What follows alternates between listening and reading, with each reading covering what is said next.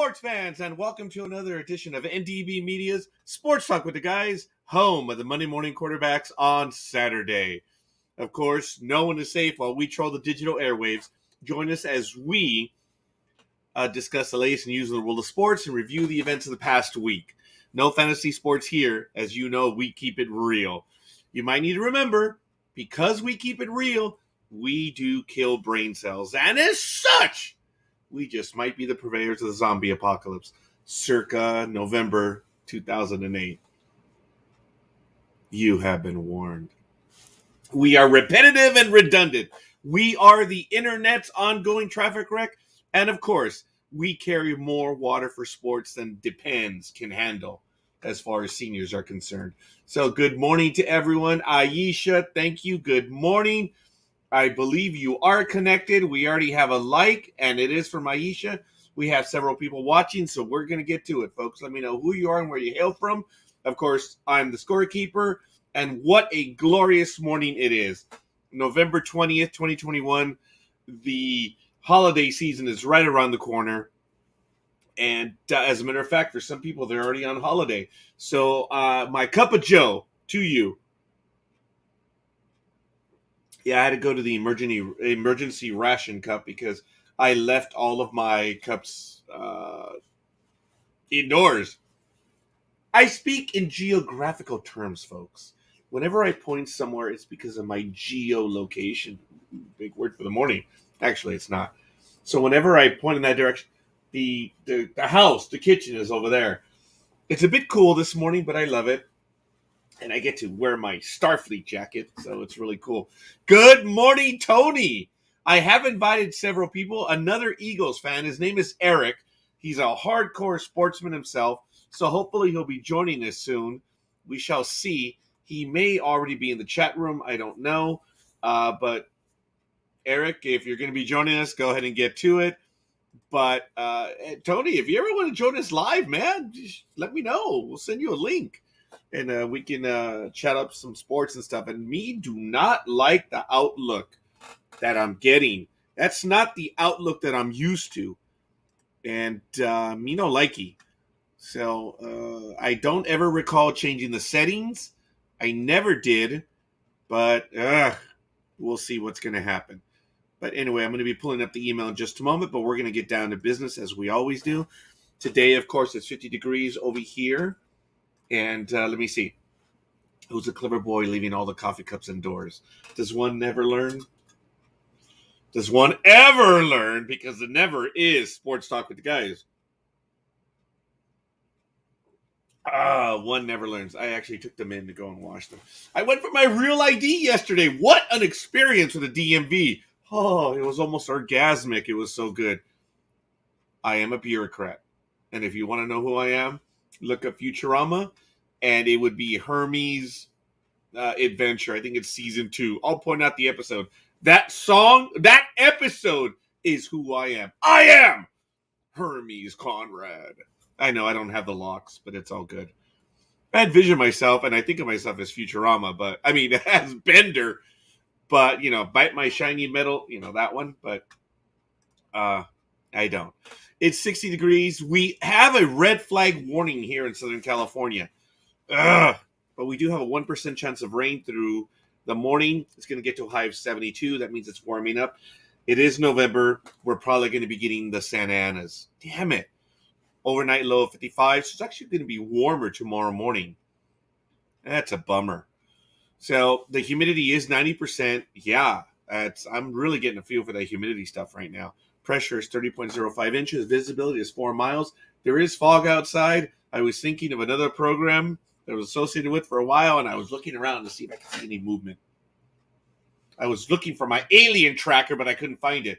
And no, alien had nothing to do with me being Latin. Talking about the alien tracker from Aliens, where Hicks is like, movement. Where? They're all around us. Ah! That was an exaggeration. No, I am not. Yet. Wind is heading to the west at 1 mile per hour. Dew point is 47 degrees. That was the big dog, by the way. UV index is 0 of 10, and the moon phase is a waning gibbous. So Just looked at the weather real quick, and I actually did go back to listen to me. Oh, it was painful.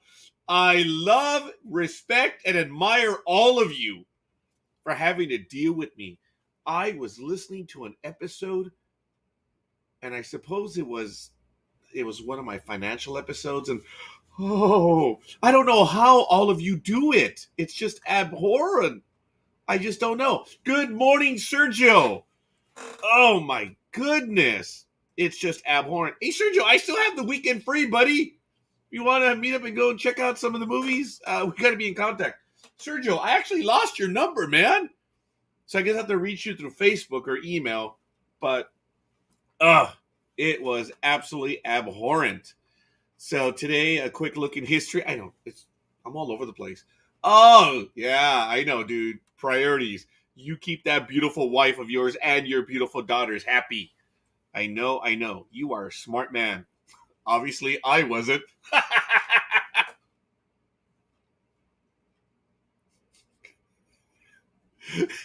Obviously, I wasn't. In 1928, Boston Gardens opens. The Montreal Canadiens beat the Boston Bruins 1-0. Of course, in sports history, back in 1934, 17-year-old pitcher Eiji Sawamura gives up just one hit, a Lou Gehrig homer, as the U.S. All-Stars beat Japan 1-0. Okay, thank you, Sergio. Aisha says, the aliens are just watching to see, is there really intelligent life on Earth? The jury is out. Oh, my goodness. Yeah, we do. We all have our moments. Back in 1960, Australian diver Jack Brigham finishes fourth in season-ending U.S. Grand Prix at Riverside Raceway, so around the corner, to retain his F1 World Drivers' Championship by 9 points from Bruce McLaren of New Zealand. In 1962, on this day, Mickey Mantle wins his American League MVP for the third time. Woohoo! And, of course, in 1971, the 21st NASCAR Sprint Cup went to Richard Petty. Back on this day in 1977, Walter Payton rushes for a NFL record 275 yards. Wow, that was a lot. Back in 1984, Mets pitcher Dwight Gooden wins the National League Rookie of the Year. And, of course, in 1985, in one of the better seasons, man, he had a phenomenal 1985. Don Mattingly, easily, of the New York Yankees, wins the American League MVP. I just remember all those numbers. He had like 35 home runs, 145 RBIs, batting like 324. Okay, let's see. I went by memory. Let's see how good my memory is. Don Mattingly, 1985. Type it correctly. Statistics. See how good I am. In 1985, Don Mattingly. Check it. Check it. One of my favorite players of all time. Don Mattingly, baby. Woohoo! Look at those numbers. Yeah, baby. Look at it. 1985, Don Mattingly. 35 homers, 145 RBIs, 324. Woo! I remember that. He also led the league in doubles at 45. He collected 211 hits that year, scored 107 runs. His on base was actually low for the type of season he had. It's either he got a hit or he didn't. 371 on base, but his slugging was 567, OPS a .939. It was impressive. But in that very same year, he walked 56 times and struck out 41 times, a number just absolutely unheard of. He finished his career with more walks than strikeouts, though that just doesn't happen anymore. 588 walks to 444 strikeouts. Wow. Don, I have to look at your career once more. Hall of Famer? I still don't believe it, but that's okay. Don Mattingly, one of my favorite players of all time. My first baseman mitt is a Don Mattingly glove, so go figure. Oh, sorry. We're going to get to some golf and some other stuff in just a little bit, so I have to get away from the split screen. I know the big dog is starting, but I want to take a quick look at the calendar. This weekend, Formula One is in Qatar from, of course, yesterday on through the 21st. Next week, the Hall of Fame ballot announcement is going to be announced. for Major League Baseball. And I believe on the 26th, it's Friday, there's going to be a golf mano a mano. Two guys are going to duke it out. I forget who it is, but the two golfers were at each other throughout the year. They're going to go at it and go on a one-on-one. So that's what we have upcoming. We're going to get to some other stuff, of course.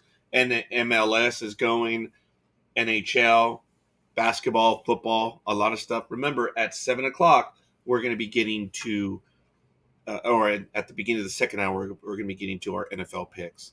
So, really good stuff today. Let me see. I did not get to the joke today. I do apologize. I am failing. So if you guys have a joke, remember, that's the price. Even if you're in the chat room, and Aisha, you are a team player. Sergio, you've done it in the past. You've told good stories, but tell us jokes. So, folks, you have to bring a joke with you. It's part of the NDB Media family. That is your listening for the day. Just for the day. I don't know why I went all Nazi stormtrooper, but ugh. I do have a brown shirt. And I swear to God, it looks like one. And I act like it all the time. Raju, who plugged in the Patriots? Watched the match and wondered where the Chargers were. I don't know, man. I'll check right now. I don't know if anyone got the Patriots. Gridiron Girl, the little rat bastard. Gridiron Girl got that. Oh, I cannot believe it. She was the one to score on that one. And I stopped at it. I laughed at it. But Gridiron Girl, I believe, and Dawg will correct me, he was, as far as the Patriots. He's the only one that chose the Patriots last week. Was that correct, Big Dog? What was that now? Who got the Patriots against the Chargers? I think it was Gridiron Girl, right? She's the only one that got that one right. Oh, from last week. Yeah. I thought you were talking about Thursday's game. About I'm sorry. Oh, maybe. Yeah. Okay, what was Thursday's game? Patriots and Chargers. Thursday's was, I thought, Patriots and Falcons. Yeah. And everybody took the Patriots. Okay. Now, the previous week, I believe you are correct. I believe she did take the Patriots. Did the previous week. Yeah. So for Thursday, it was the game. Who won? I haven't had a chance. I've been so busy at work. Folks, I apologize.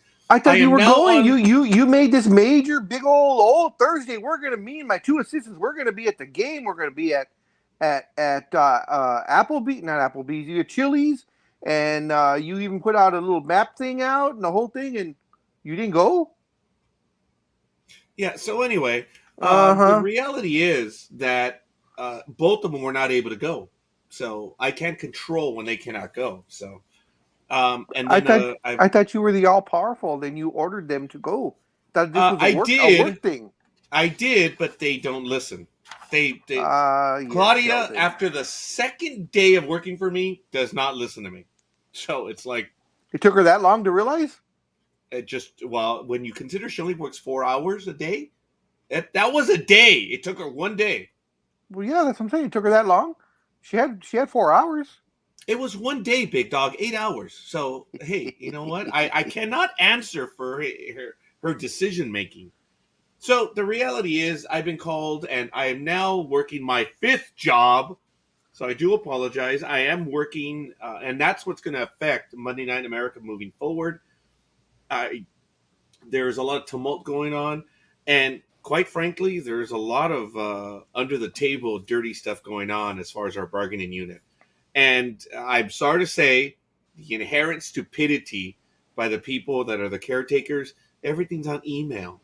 So there's a lot of nasty stuff going on. So I had a meeting yesterday, I had a meeting on Thursday, I had a meeting on Wednesday. It's just getting old. And oh, please, you're loving every second. Oh, good God! Don't give me that. See the smile on my face? So.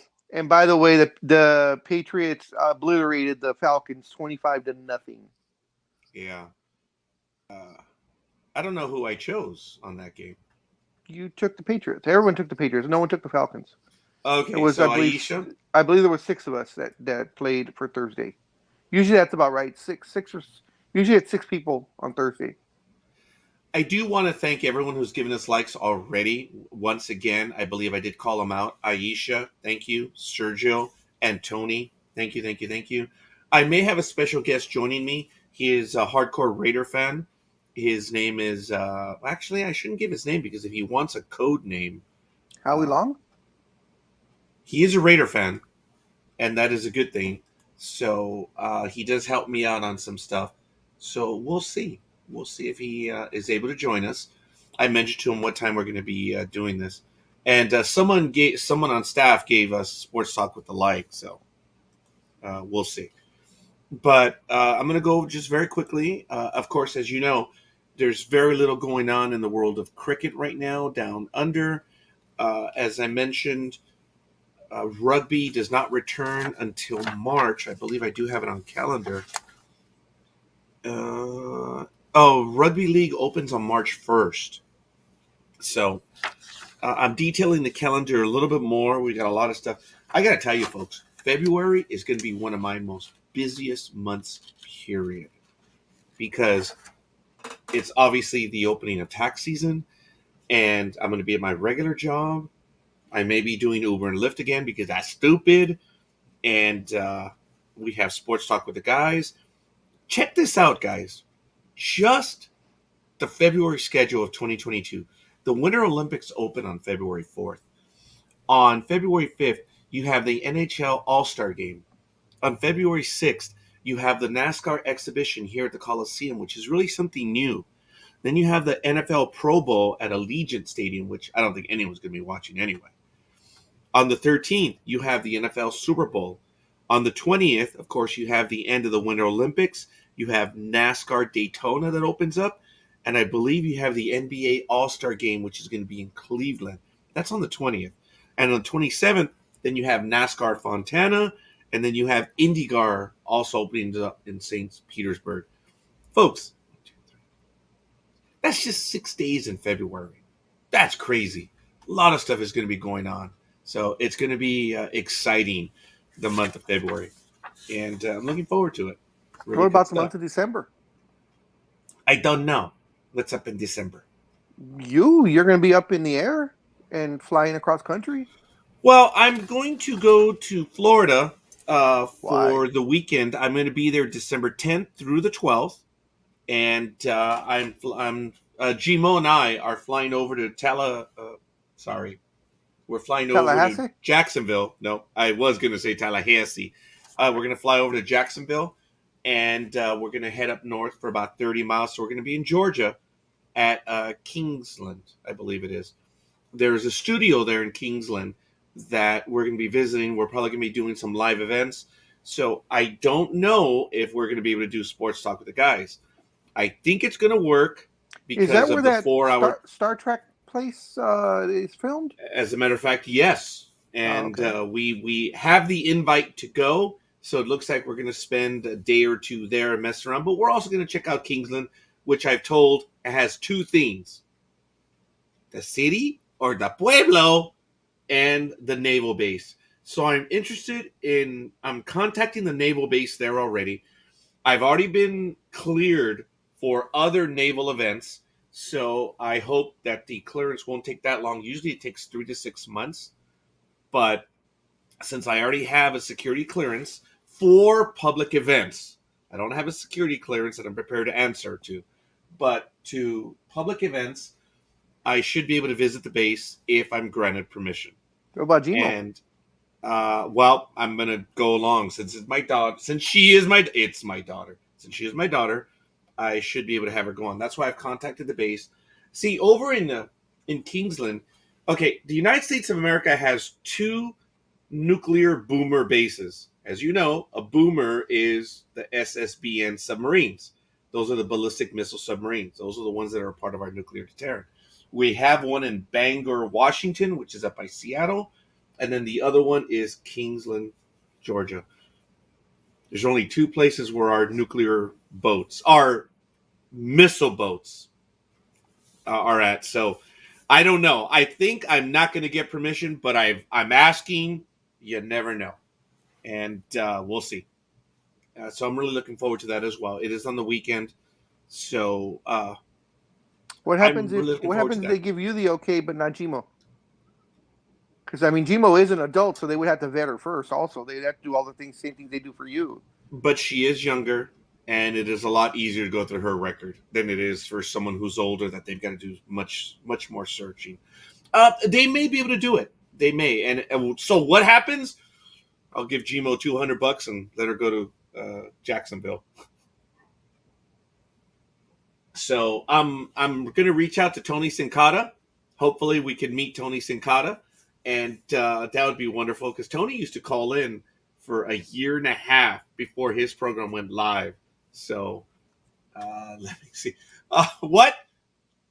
Oh, dude, they know. Everyone knows. Look, dude. If I know it, the world knows it.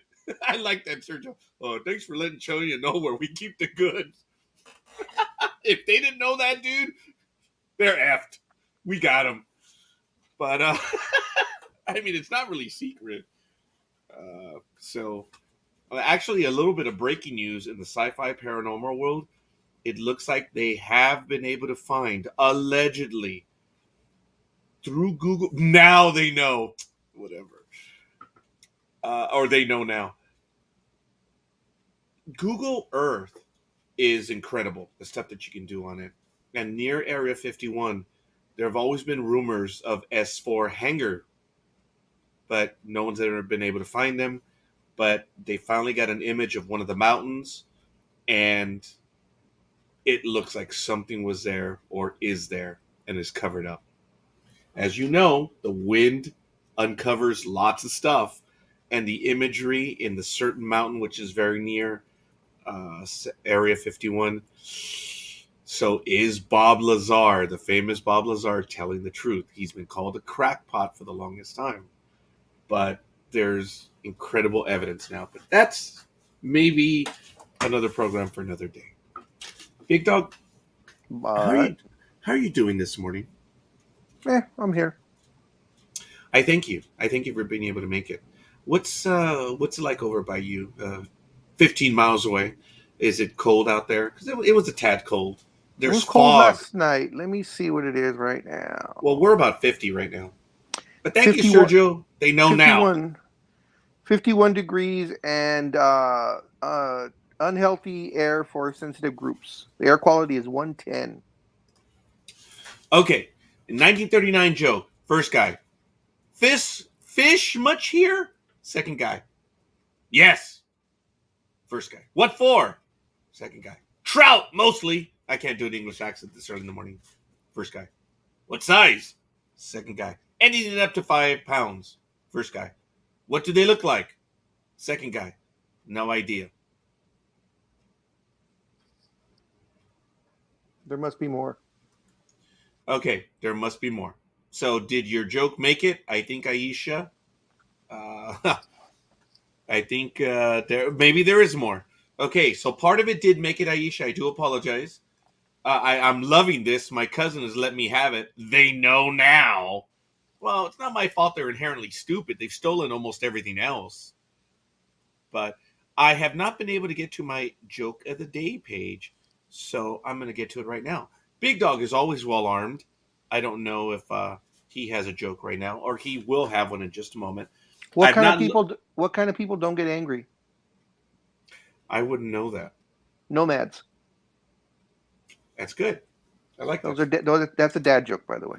You know, look, I Big Dog. Yes. I'm really getting tired of you talking about dad jokes only in my presence. You call everything a dad joke. No, you know it. I'm letting the people know. You're letting people know.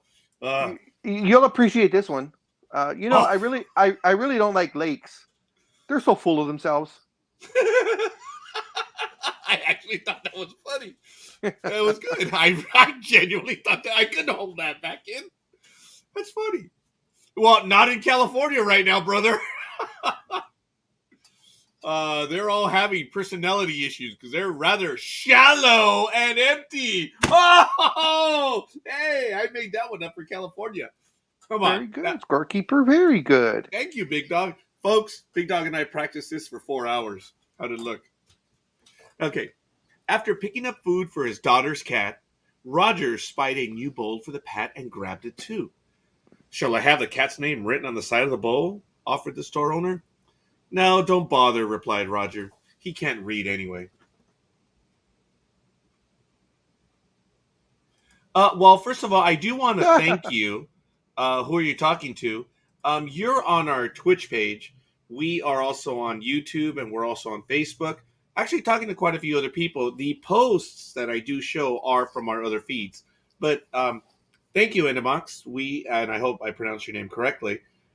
We are on, as I mentioned, YouTube, Facebook, and Twitch TV. So we have quite a few feeds. Here's one for you.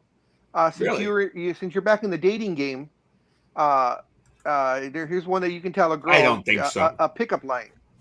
So you go up to her and you say, "Are you Chinese takeout? Because my expectations are very low, and you look great when I'm drunk."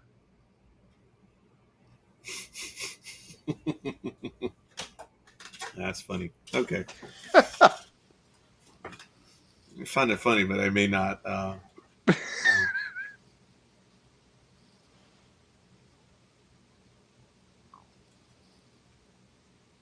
Okay, here's another one you'll appreciate. It's my last dad joke of the day. Okay. If I may, thanks, Endemox. Appreciate it. Appreciate your comment there. So, okay, we're going to go ahead and continue. Did you want to finish your other joke there, Big Dog? Yes. It says, if you ever date a tennis player, just remember, love means nothing to them. I like it. So, all right. Folks, as I said, we're going to get to our picking at 7 a.m., which is in our second hour of the program. So I get ready with all that stuff. I know Gridiron Girl is in Yucca Valley. She is glamping this weekend, so she already did leave our picks. I believe Roz already left the picks over on our page as well. So we'll see. Looking forward to getting to that stuff right now. I'm going to have to set up all the pages just before we go live. But we do have a few things we're going to get to right now. I was a tad behind. Hi, Aisha. Yeah, I apologize. I was a bit tad behind in downloading the information for the stories. I was reading comments, sorry. No, I know you were. Shohei Ohtani was the unanimous MVP. That's right. In the American League. Do you agree? Sure. His year was excellent. It is nice to see what a player can do when they finally put a complete year together. He was foretold that he would do what he is doing, and he's finally meeting expectations. I think it's impressive what he's done. I was surprised that it was unanimous. I thought Vlad was going to give him a run for his money. Little Daddy Vladdy, who had a phenomenal season also. Because I believe he came in second. Oh, yeah? Yeah. And I know Shohei kind of tailed off a bit at the end. But and that's when Vlad Jr. Came on a little bit strong at the end. So I thought it was going to be a closer voting, but Shohei did it. I mean, he had an incredible season. As we said, he finally strung an entire season together. Although at the very, very end, they did shut him down. I believe his last two starts, he didn't pitch. But it was a great comeback. I mean, would you also? And I'm not sure if they still do it in baseball, but do they have comeback player of the year? Yes, they do. Because remember, Shohei, would you have considered him for that also, since he had the Tommy John surgery last year? He never put it together. No, so I understand. There was never a minimum, and then he dropped down for him to get comeback. Okay. He was always showing flashes. So, no, I would not consider him for that. So, we do have a list of the top free agents, which I don't think we're going to get to that But in Major League Baseball, in addition to Shohei Ohtani, here we go. Aisha says, "Hi there, big dog. Sorry for not saying so before." Yeah. Oh my goodness. Right now, apparently, the commissioner says a priority is for December 1st for the CBA, otherwise known as the collective bargaining agreement. Of course, it's only in baseball, the supreme stuck-up souls that we are, that whenever we use an acronym, it's well understood what the acronym is.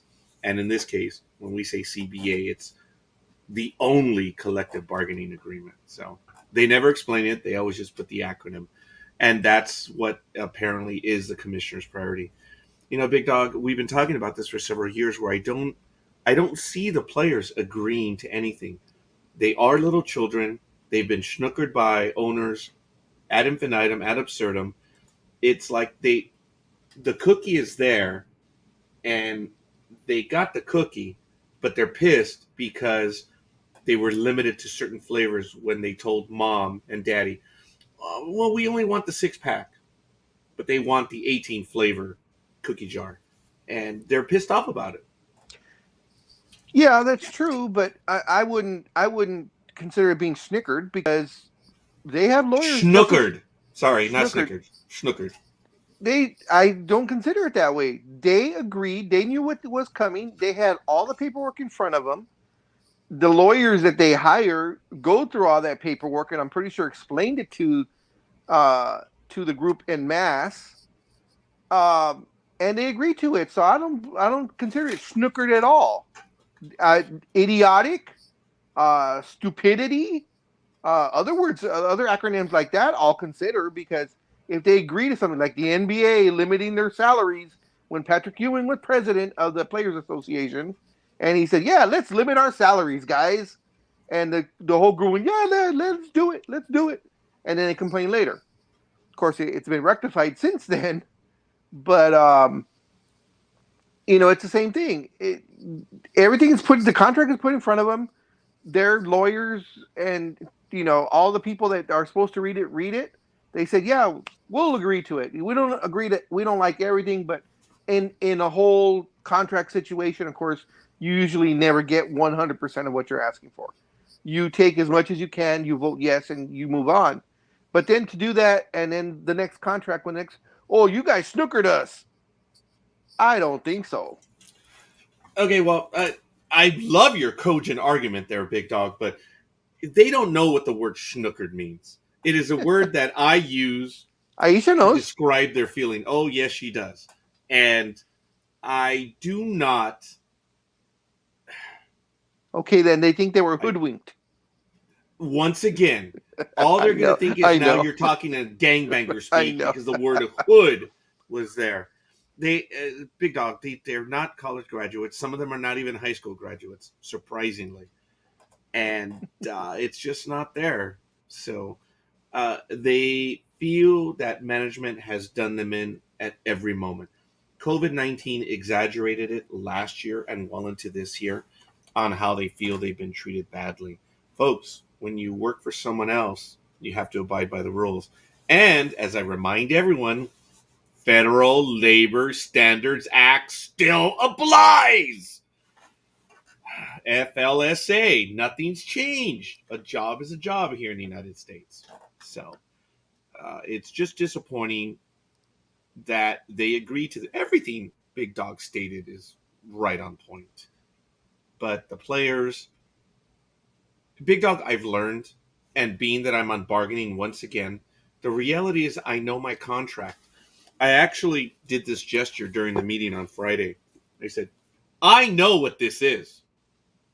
And if you guys want to drown, I'm not going to be your lifeguard on this. I know Robert's Rules of Order. No one else does. And yet that's going to be our parliamentary rules. I got that word in after all. I didn't think I would. So what my point is about the bargaining is, Big Dog, when you get additional language, you get changes, adjustments, whatever, you report it as a win. If there's nothing there, you don't report it.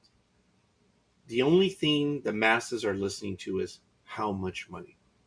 Mm-hmm. How much are they going to get and when? That's it. They don't listen to, hey, posting of notices changed. Hey, guess what? Well, if you do say there's an increase in sick time or vacation or whatever, they do get all jazzed and excited over that. But new reporting requirements about posting of notices, they're not listening. They don't care if there's any change to the contract unless it affects their bottom line. The masses just are not listening to it. They just don't care because their eyes glaze over and they just are not interested. So, with these players, all they want to know is how much they're going to earn, how much per diem, how much they're going to earn on a weekly, or actually they're paid monthly, but how much they're going to earn, and that's it. How much do they get to spend? That's all they care for. They have no interest in anything else. They don't know how much time they need to get a pension.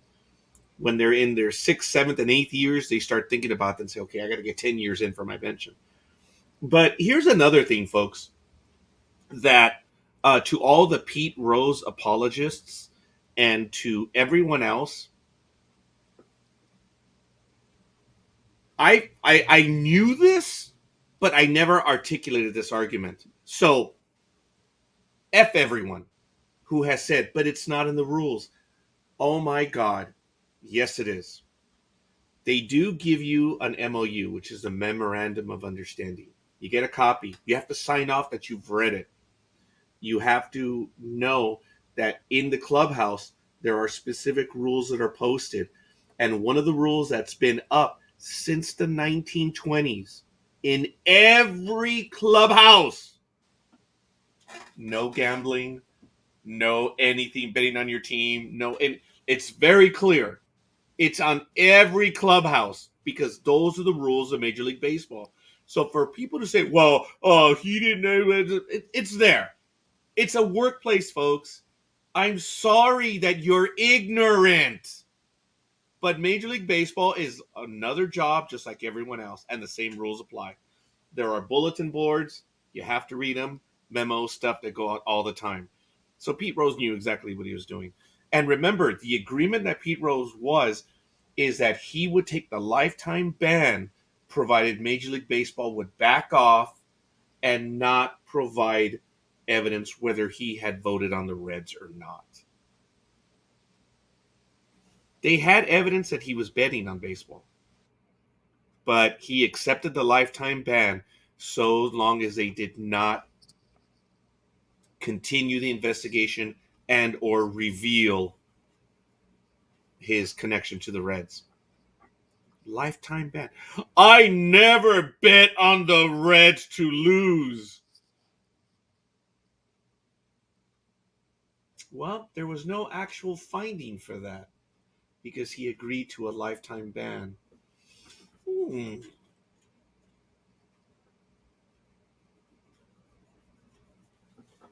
I love it how people don't even read the rules and the reports.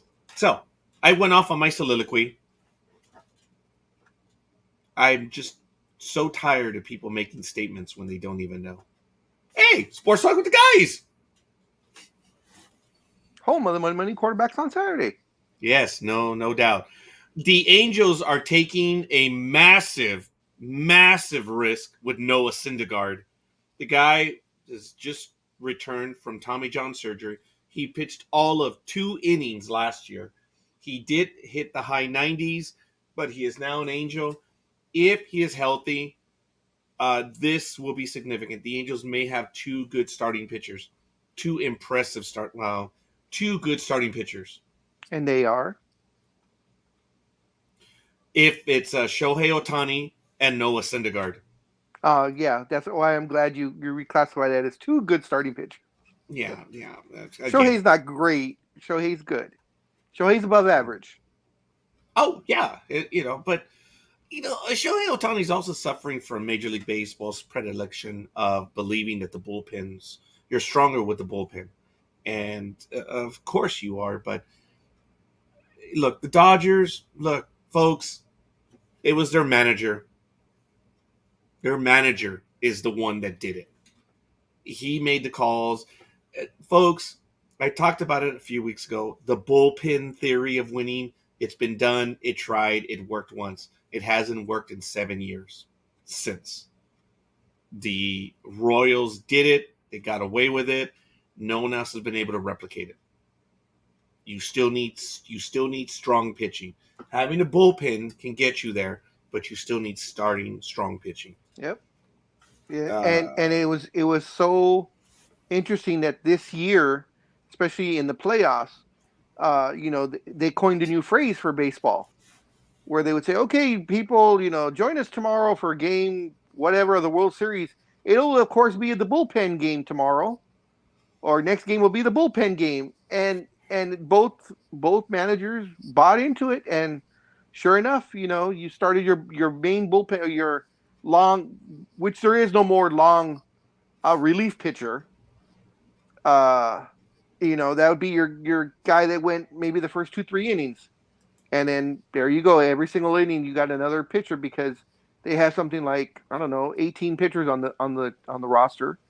You beat me to it. I was going to say 15 pitchers. I know, I increased it because that's probably going to be in the bargaining agreement. They're going to want to increase roster size, which of course will mean, which of course you just love, they'll have more pitchers on the team.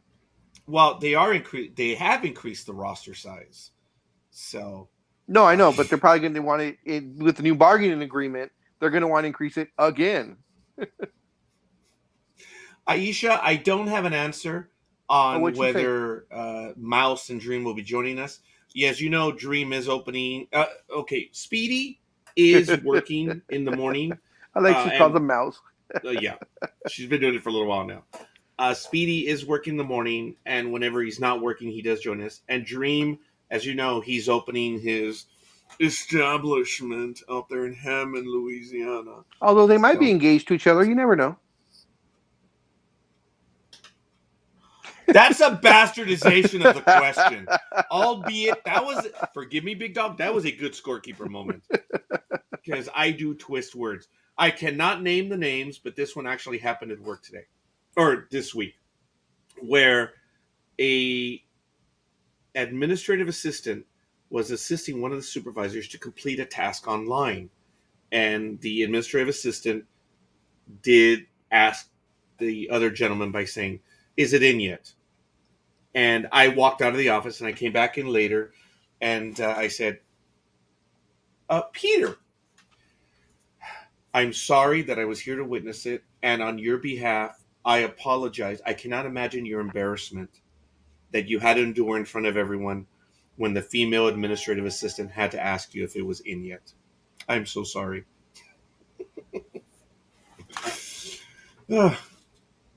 So, wouldn't betting on your own team be classed as insider trading? That was funny. I'm sure it was. No. I was reading. I got a notice real quick, so that's why I was looking at it. But that was funny. Wouldn't betting on your team be classified as insider trading? Yeah, you can't do that. It's in the rules. You can't do that. But I do like to comment. The Muppets rule the roost. Yeah, there's no doubt. No doubt at all. So, we're going to go over to some leaderboards right now, folks. Big Dog just baffled Scorekeeper. And small things can be cute.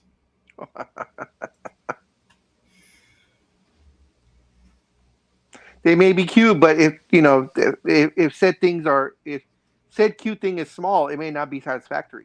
Oh my good! At Sea Island Resort in Seaside, Sea Island, Georgia, November 18th through the 21st, in the RSM Classic, Taylor Gooch, the Gooch, is minus 13 at 129 strokes. Tied for second is John Hugh at minus 12 with Sebastian Munoz. Tied for fourth is Taylor Moore and Mackenzie Hughes at minus 11 at 131. Tied for sixth is Scott Stallings, I apologize, Zach Johnson and Seamus Power at minus 10 and 132. And tied for ninth, actually there's some separation. Corey Connors, David Skins, and Jim Herman are, I'm sorry, not Jim Herman, but Hoge, Connors, and Skins are minus 9 and 133 at the RSM Classic. So, all right. As I mentioned, NHRA last week was all weekend, and my daughter actually did pay attention. She goes, "Oh, that's what those sounds were." So, yeah, it's those drag cars going down, and you could hear it every like 10 minutes or so for each race, which was really cool. So I believe we are in Qatar 2021 right now. Lewis Hamilton, Pierre Gasly, and Fernando Alonso are 1, 2, and 3 respectively at the Qatar 2021. So if you guys want to head over there, it's live at Formula One, number one, not 101NE, but it's Formula1.com. And you can check out the race, Qatar 2021. As I mentioned, it's over for NHRA. They're going to open up, I believe, next year, as I mentioned, in March. Yeah, NHRA opens on March 1st.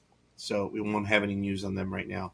So very quickly in standings in the MLS, in hockey, you guys should know this. We're all over the place, or at least I am. I know Big Dog's so happy about that. But How is in the Eastern Conference, how is MLS hockey? MLS soccer. You said hockey. I know I did. MLS. You were going to do it again. New England at 73 points, followed by Philadelphia and Nashville at 54. New York City, Atlanta, and Orlando are at 51. And New York, not New York City, is 48. DC is 47, tied with Columbus at 47. Montreal is 46. Miami is 41. Chicago is 34. Toronto 28. And Cincinnati is 20. How disgusting. In the Western Conference, Colorado 61 points, followed by Seattle, the new team. Nah, they're not new. I'm talking about the hockey team. Seattle 60 points. Kansas City is 58. Portland 55. Minnesota, Vancouver tied at 49. Salt Lake and Los Angeles are at 48. LAFC is 45. That's the Los Angeles Football Club. San Jose is 41. Dallas 33. Austin 31. And Houston 30. Big Dog. The Los Angeles Football Club, that's the one that Magic Johnson owns, correct? And I believe that's the one that plays right there by the Coliseum. Yes. So, yes. All right. Standings in the NHL, just very quickly. And I do have some news on the NHL. We'll get to that in a little bit. We're getting close to the NFL stuff right now. But, Big Dog, while I do that, do you have any major NBA stories that you want to get to? Otherwise, we'll get to the NBA later. Or any major stories in the next 12, 13 minutes. On a personal note, I'm extremely angry because what has been my directive to the Lakers every single year, they have just one thing they need to take care of. Oh, well, two things. Win a championship, but that's neither here nor there. The one thing that during the regular season that they have to do, I don't know. They can go 2 wins and 80 losses, and I will be happy as long as what 2 wins are those, Scorekeeper? You should know. I know you know this one. What 2 wins are they supposed to have every year? Boston. And Boston, home and away. Yeah. They played Boston yesterday, and they lost by 22 points, I believe. Big Dog, what's their record? Now the record is 8-9, I believe. I know it's early, but every game counts. Their defense is horrible. A lot of their players are out injured. They still have yet to have a full 100% healthy team, but it's just not happening. Russell Westbrook, it's exactly as I said. He doesn't quite fit. His shooting is horrendous. His shooting, his shooting decisions are bad. Ugh, don't remind me. That actually is a very, very sore subject in 1984. The Boston Massacre. Actually, it was 1985, Game 1. That was the Boston Massacre. Oh, okay. Well, I don't think she's referencing that. I know, but an imperial, and we are the colonials. I know what she's referencing. She's referencing that, but whenever someone says the Boston Tea Party, it brings me to the Boston Massacre of 1985. Oh, okay. I didn't equate. I think of Boston Massacre. It's just... Would you remind everyone, Big Dog, what the Boston Massacre is? No, I will not. Oh, all I know is that the dirt was being poured on Kareem's career, and he sat In front and center. '85? Yes, he was. Yes, because he was already 37 or 38 years old, which was unheard of back then.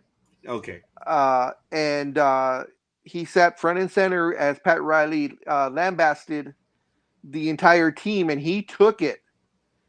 He took every single criticism. He took it to heart, and of course Lakers went on to win the series.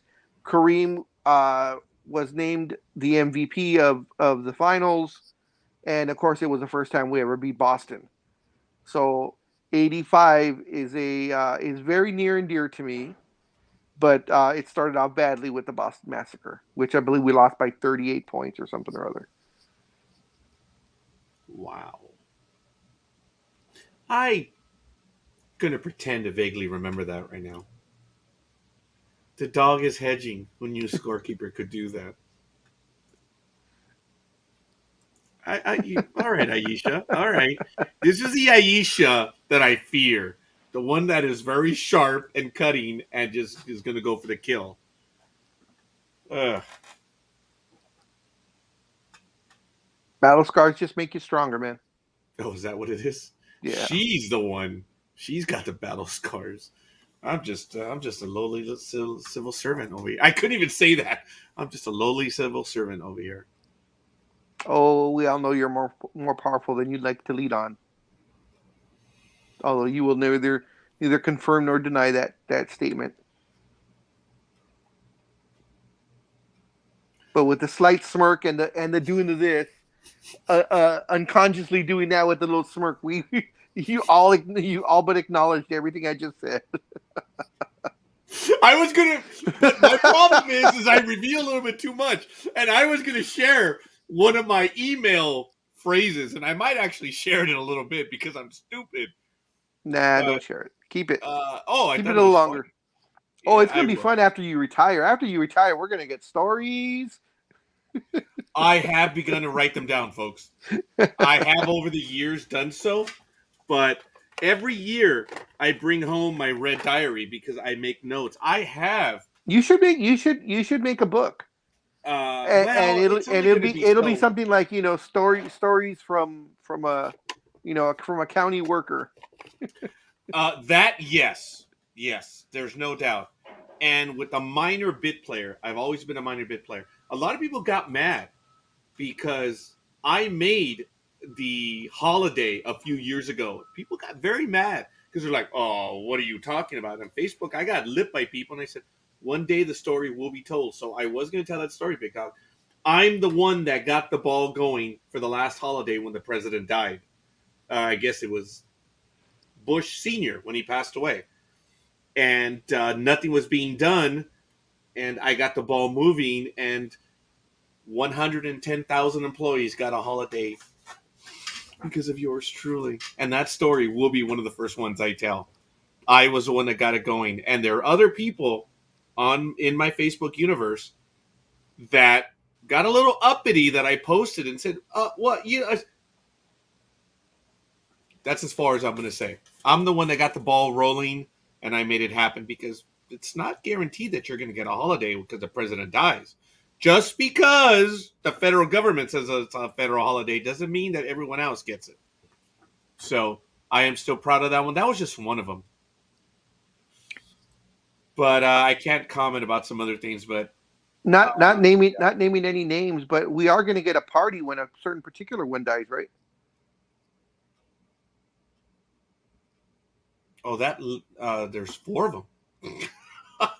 No. There's one that half. Yes, there is one of them. Half the nation will be jumping up for joy, and the other half will be crying. Go ahead. No. Sorry. No, I've already gone public with the one that sexually assaulted me at work. I'm talking about President of the United States, fool. Oh, dumbass. Sorry. You're the dumbass. I said president. I didn't hear that. That's why I'm like, I was confused. Well, I'm like, who are we talking about? I'm deaf, Big Dog. You know this. Then put up your volume. Huh? Pump up the volume. Pump up the volume. Pump up the volume. That did not sound good. No, it did not. I'm actually prepping the NFL games right now, folks. So we're going to be going in about 5 minutes. So we're going to be doing that a little bit. I am recording. That's why I don't fear her.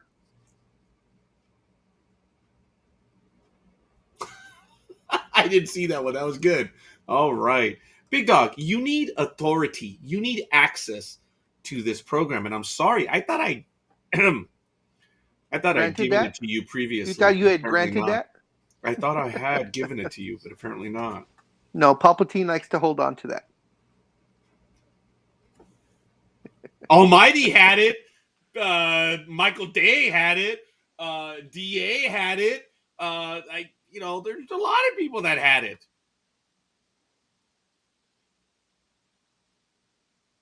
Oh, I wanted to finish that sentence. I know. Right there, I was waiting. Big Dog. You're salivating. Lots of people. Big Dog. Scorekeeper loves to give it to a lot of people. We'll let it go at that. We won't mention Vegas anymore. Quit mentioning Vegas. 3 minutes. We're doing the picks. It's okay. 3 minutes was okay, Scorekeeper. I forgave you for that. 3 minutes, it should have been longer, but hey, 3 minutes is 3 minutes. Let it be known, folks. Who was the deliverer on that one? Let it be known. It was done. I did go by the postman, the mailman on the basketball court. The Big Dog's like, our court, you idiot. Not a professional court. Not anything. You and I. That's the only time you went by that name. What was your nickname, Big Dog, when we did that? Or I'm sorry. I didn't have one. The player that we went by. I didn't. In our universe, who were you? Because I was Karl Malone. And little did I know that due to my DNA, I'm actually 6%. So I'm okay with that. I did ask someone who You're 6% redneck? Because he's a redneck. Karl Malone? Yes. Have you ever heard him talk? Have you ever seen him? Do you know where he lives? Have you seen him drive his tractor? Don't disappoint me. He's a redneck. Don't! Stop it! No, he's a redneck. Why don't you say what you were going to say? 6% what? I'm shattered. I don't know. I don't know. Sorry, I'm trying to get the games set up because now I'm running out of time. I have 1, 2, 3, 4, 5, 6, 7, 8. So little. Make sure you have the right week, okay? Week 11, right? Week 11. Is that correct? Oh, I'm sorry. I was looking at you, Big Dog. Week 11, right? 12, actually, but it's okay. Are we doing week 12? No, I'm just kidding. I don't know. Week 11. I don't think so, Big Aisha. Because even I go by a DMF and DAF, a dumbass. I've never credited myself as being smart when it comes to that stuff. But it's okay. Let me see. Again, forgive me. I'm trying to do the final pick. So, Big Dog, in the next 2 minutes, do you have anything else, please? While I get these final games set. No, just it's been a fun beginnings to basketball. Oh yeah, actually, we do have some major news. Yeah. The Staples Center will no longer be. It was announced very late on. I can't remember if it was Wednesday night or Thursday night, but it was announced. I think it was Wednesday. Yeah, Wednesday night. It was announced probably about 8 o'clock, maybe 9 o'clock at night, that the Staples Center lost their naming right. Didn't lose their naming rights. Their naming rights had expired, and I'll get into that really quick. I'll make this quick because I know we're running low on time. No, go ahead. Tell the story, Big Dog, because there's actually stuff we have to talk about that. So the way it worked, of course, in 1999, the arena was being built by AEG. People forget the Lakers do not own Staples Center; they are tenants there, and they Dr. Jerry Buss worked out a phenomenal deal where the Lakers only pay $1 a year of rent to AEG, and that was because AEG owns the Los Angeles Kings. AEG then wanted to make an arena for said hockey team. As they were building it, they then realized LA's not really a hockey town, and they need something to bring, they need bang for their buck. So they made the deal with AEG made the deal with Dr. Bust over to the Lakers to move the Lakers also from the Forum along with the Kings to the Staples Center for said $1 a year. Staples, the Staples company, of course, which is an office supply company, won the naming rights in 1999, and it opened up as Staples Center. Now, in 2008, Staples paid AEG an undisclosed amount of money to have the naming rights in perpetuity. Now, for those people who don't know what that means they will have it for the rest of the existence of said arena. But Doug, can I stop there for a moment? Yes. Keep in mind perpetuity. Folks,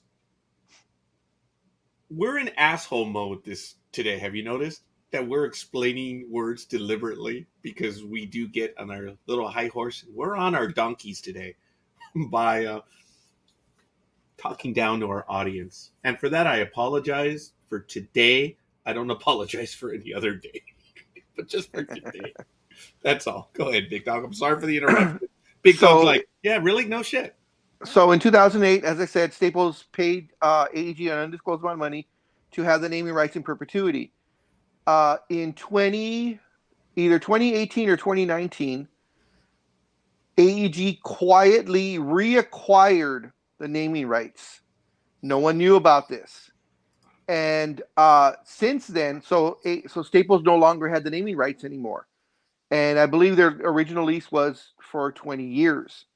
So in 2019, which would have been the 20th anniversary, AEG went out and started looking for a new naming rights partner.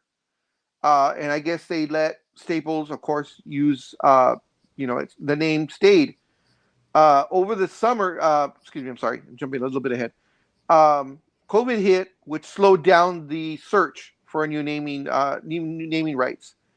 But this past summer, Crypto.com, which evidently is one of the biggest cryptocurrency purchasing companies out there, where they buy it for you, like buying stocks and bonds, like you do on Wall Street. I believe they're based out of the Philippines. I'm not positive. I know they're based Asia somewhere, and they are they're major players from what my understanding in the crypto business. They came to the Lakers. They came to AEG over the summer, and on Wednesday night they hammered out the deal: $700 million over the next 20 years for Staples Center's name to be changed to the Crypto.com Center. And that will officially take place on December 25th, which of course the Lakers will be playing the the Brooklyn Nets. I still call them the New Jersey Nets. The Brooklyn Nets, which is the biggest game of the year. And all signage and everything that has Staples on it will start being replaced and will be completed by June of 2022. So about 6.5 months it will take them to completely change everything over from Staples to Crypto.com. Now, the one little thing I wanted to add was, as I said, $700 million for over the next 20 years. The cost of building Staples Center was $375 million. So they are getting almost double what was paid for originally for the Staples Center. They're getting double and then some. Big Dog, I do want to correct you in the story that everyone is getting wrong. And it's really surprising. And I'm going to go ahead and link the story in the chat room. And it's not you, Big Dog. It's not you.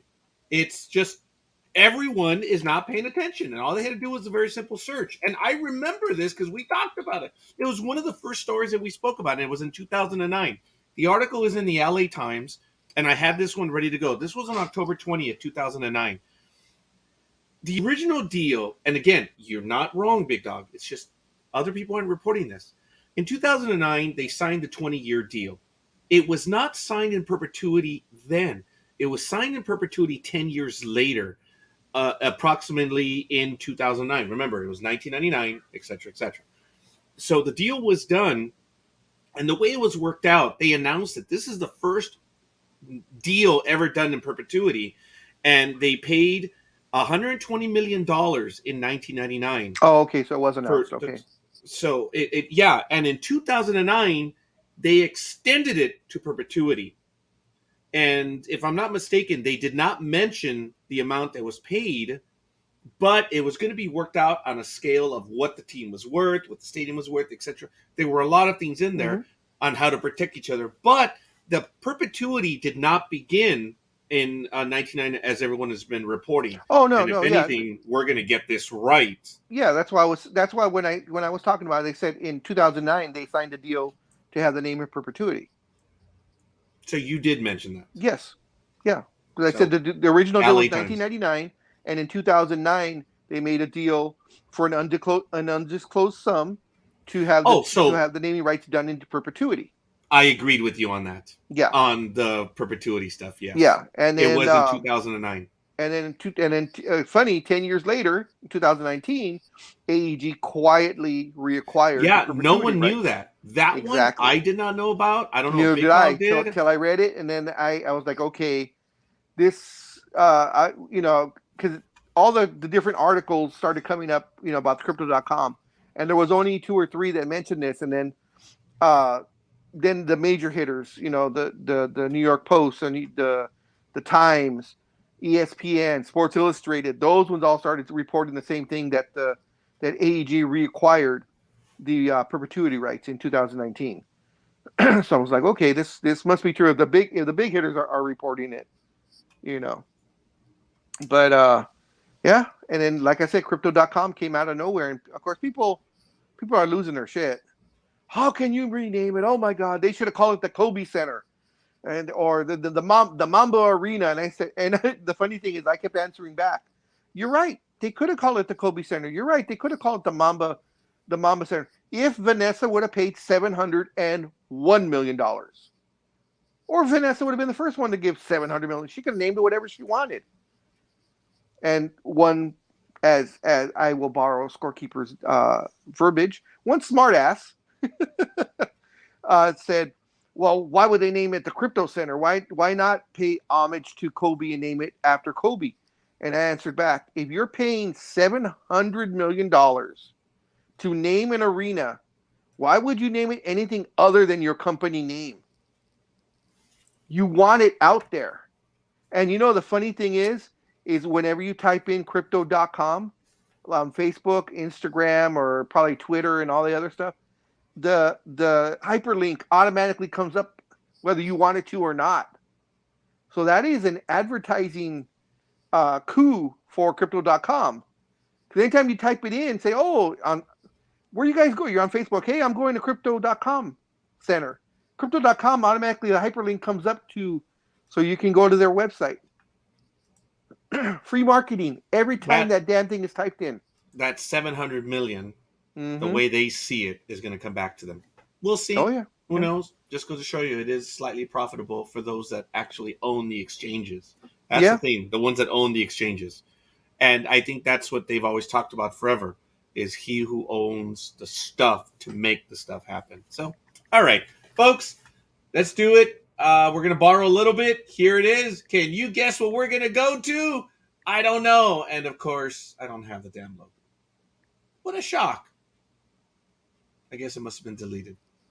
We're going to do the Sports Talk with the Guys logo. There it is. That's what we're doing. All right. Apparently, there it is. Ladies and gentlemen, it's that time. We're 9 minutes late, but we're going to get to it now. Thank you for joining us. We're going to get to the NFL picks. That's what we're doing. So, let me open this one up and make it happen. And boom, Big Dog, there we are.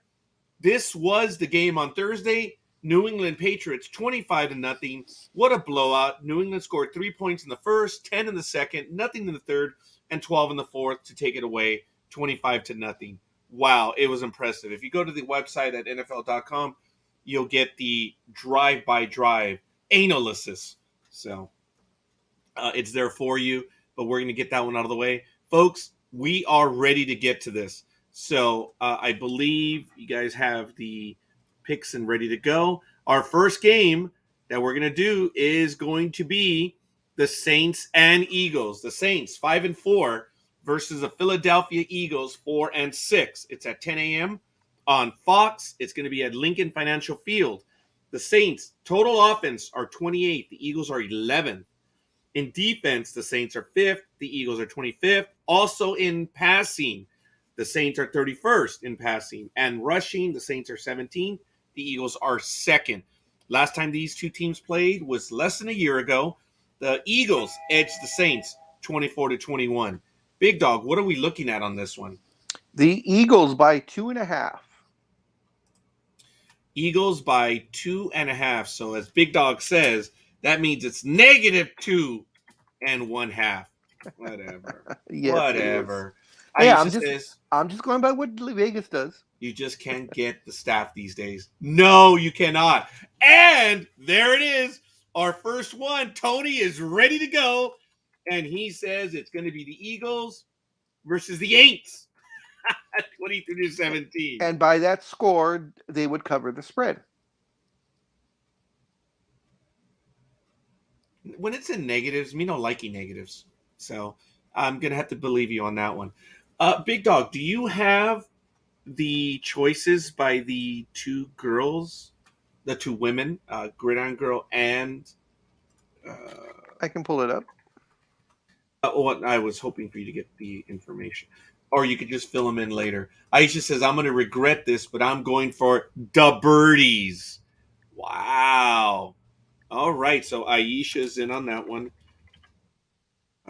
And Scorekeeper, well, Big Dog, who are you going to go for on this one? I'm going to go with the Dirty Birds. You really are, huh? Yeah, I don't have very much confidence in the Saints. The Saints ain't rolling in. They're not marching in. They're not rolling in. Fair enough. Folks, we have quite a few people watching us. Start giving us your picks, and we can move forward on this. And hopefully, Dreem and MJ would be able to join us shortly. With their picks. Here we go. Who did you say now? Saints and Eagles. All right, let me see. Gridiron Girl went with the Saints. And Color Maven went with the Saints also.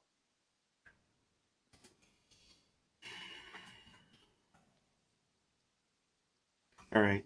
I may change that one before the program is out. I may go for the Saints. I haven't decided just yet.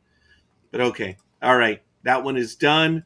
We're going to go to the next game, which is Miami 3-7 visiting the New York Jets 2-7. As Big Dog loves to say, this is the I don't give a game. So that's more than likely going to be it. It's at 10 a.m. on CBS. It's at MetLife Stadium. The Dolphins are 23rd on offense. The Jets are 25th. Then the Dolphins are last in team defense, and the Jets are just right next to them at 31st. The Dolphins are 17th in passing. The Jets are on the plus side. They're in the top half. They're 13th in passing. But in rushing, again, they're just like right there at the very end. The Dolphins are 30th in rushing, and the Jets are 31st. Last time these two teams played is almost a year to the day. Miami took it to the Jets 20-3. Wow. What is the line on this one, Big Dog? Guppies by 3.5.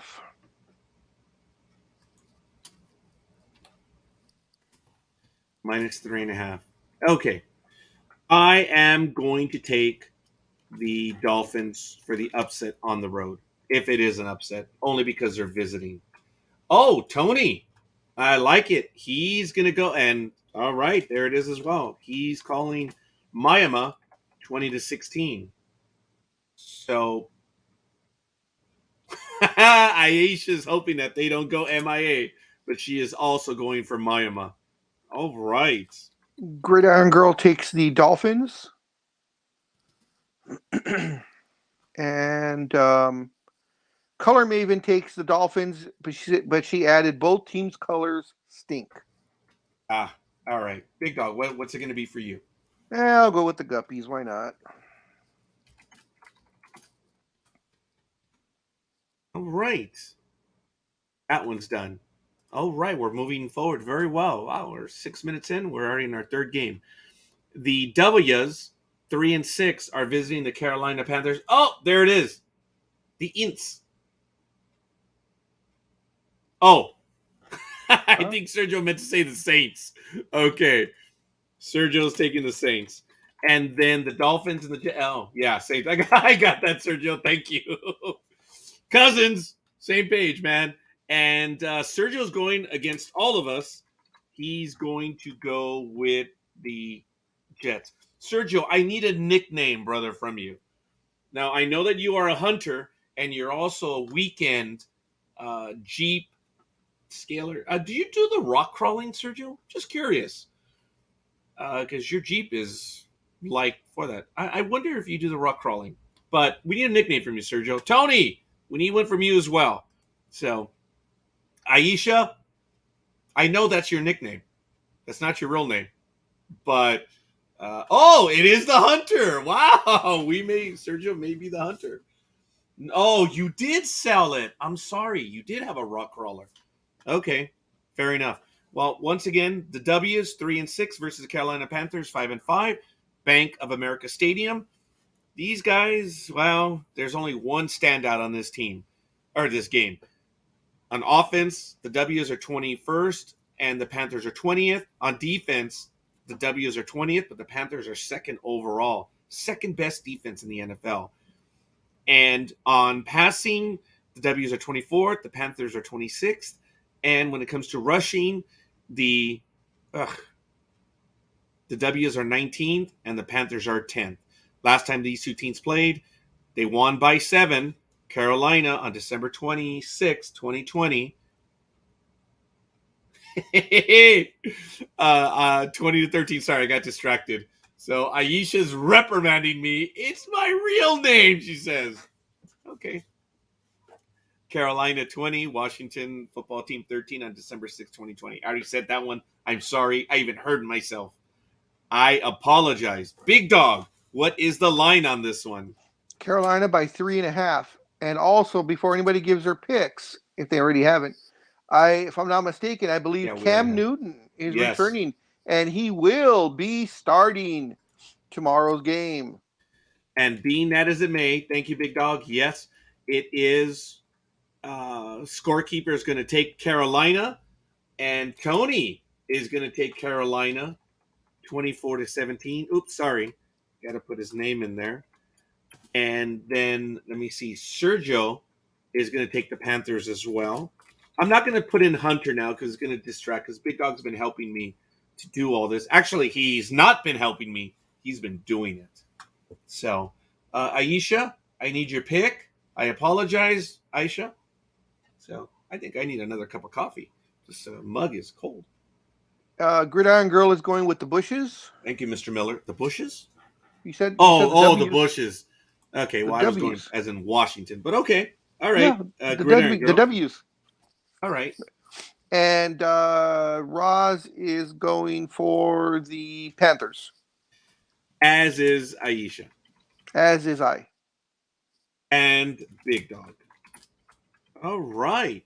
I think we've got them in. All right. We're doing very well, folks. We're moving forward. And the next game that we're going to cover now is, of course, the Indianapolis Colts, 5 and 5. Buffalo Bills, 6 and 3. At 10 a.m. Pacific time on CBS. It's at Highmark Stadium. The Colts are ninth. The Colts are ninth on offense. The Bills are 10th. On defense, the Colts are abysmal. 28th. The Bills are first. In passing, the Colts are 18th. The Bills are 7th. In rushing, the Colts do control. They're in the upper echelon. They're 4th overall, and the Bills are 14th. Last time these two teams played was within the last year of the Bills on January 8th, 2021, ending the season last year. Buffalo Bills took it to the Colts 27-24. They won by 3. Big Dog, what is the line on this one? Buffalo by 7. Okay. And I want to give Sergio credit. He already was in there on that one. He said the Bills. Tony immediately followed. I'm sorry, let me do this. Every comment we try to put up here. And then Tony says the Bills. Oh, you know what, Big Dog? We should have gone over the standings, and I apologize. So, on how we're all doing, I give that short shrift, and I apologize. Tony, 26-19. All right. Big Dog, what's it going to be for you? I'll take the Bills. Bills on the Colts. And let's see. Gridiron Girl is taking the Bills, and Color Maven is taking the Colts. All right, Aisha. Oh, she's taking the Bisons. Okay. And Scorekeeper has said it, and it shall happen. So we're going to take the Bills as well. All right. I like it. Moving forward, we are now going to take a look at the sad team, the Lions, La Leones, 0-8-1. Man, they can't even lose, right? They end up tying the game. Freaking tie. I think it really rests on the Steelers as being the pathetic losers on that one because they allowed the tie. Remember, in hockey, a tie is akin to kissing your sister. Thank God I've never done that, so I don't know what it's like. I did tie in a baseball game. Remember I talked about it.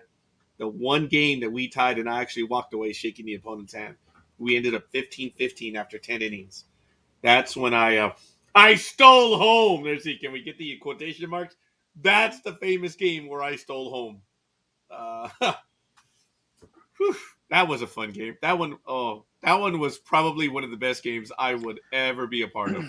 Scorekeeper, I know why you didn't want to go over the standings. It was maybe a Freudian slip as to why you didn't want to, because we all had a freaking horrible week except for Gridiron Girl and Dreem, and they were only one game over 500. Everyone else was either 500 less. Yourself, myself, and Almighty led the way of the worst of the worst. We were all 5-8. What was Almighty? 5-8. Oh, okay. We were all 5-8. Let's see, we've been doing in 14 years of picking NFL games. I have never had a losing week, and I had it now. The only one I felt, I took it with a grain of salt. I was just like, yeah, okay, we all gotta have, we all have that one bad week. Unfortunately, Rosalind had the bad of the bad. Roz was 0 for 13. Oh, she's my new Eminem. That's who Roz is gonna be. We're gonna call her Eminem from Detroit. Oh my goodness. That's funny. No, it's not going to be Roz. You're always going to be Roz. But wow. Yeah, everybody was horrible. Like as I said, Gridiron Girl and Dreem were both 7-6, and then Speedy came in next at 6-6. Other than that, everyone was under 50%. Yeah. It was a bad week all the way around. Those damn upsets finally caught up with all of us. It was a shocking one. And the funny thing is, and with me, Big Dog, we've talked about it. I always suck in the first half, of the 10 a.m. games. I don't do very well. And then in you second make it half, up. It's like, wow, if I could do that. So I'm a second half player as much as I dislike. And I'm the opposite. I start off strong because I don't know how many times that all the morning games I've won every single one of them. And then I go maybe 500 the rest of the way. And it's funny, I'll lose all the ones and then go win them all in the evening. If Big Dog and I could put it together, man, we might actually make it a little bit of money. Yeah, no kidding. Oh my goodness! Coming in live from Yucca Valley, we just got the quote from Gridiron Girl. We got the like. She's haha. Thank you, Gridiron Girl. So she was talking about not being able to have a good connection, and she's camping or glamping. And good for you, Gridiron Girl. I'm so happy that you got away. And she's watching us. We miss you, Gridiron Girl. We love the repartee. we have. But we're going to do this game right now. Detroit Lions 0-8, Cleveland Browns 5-5, First Energy Stadium. It's at 10 a.m. on Fox.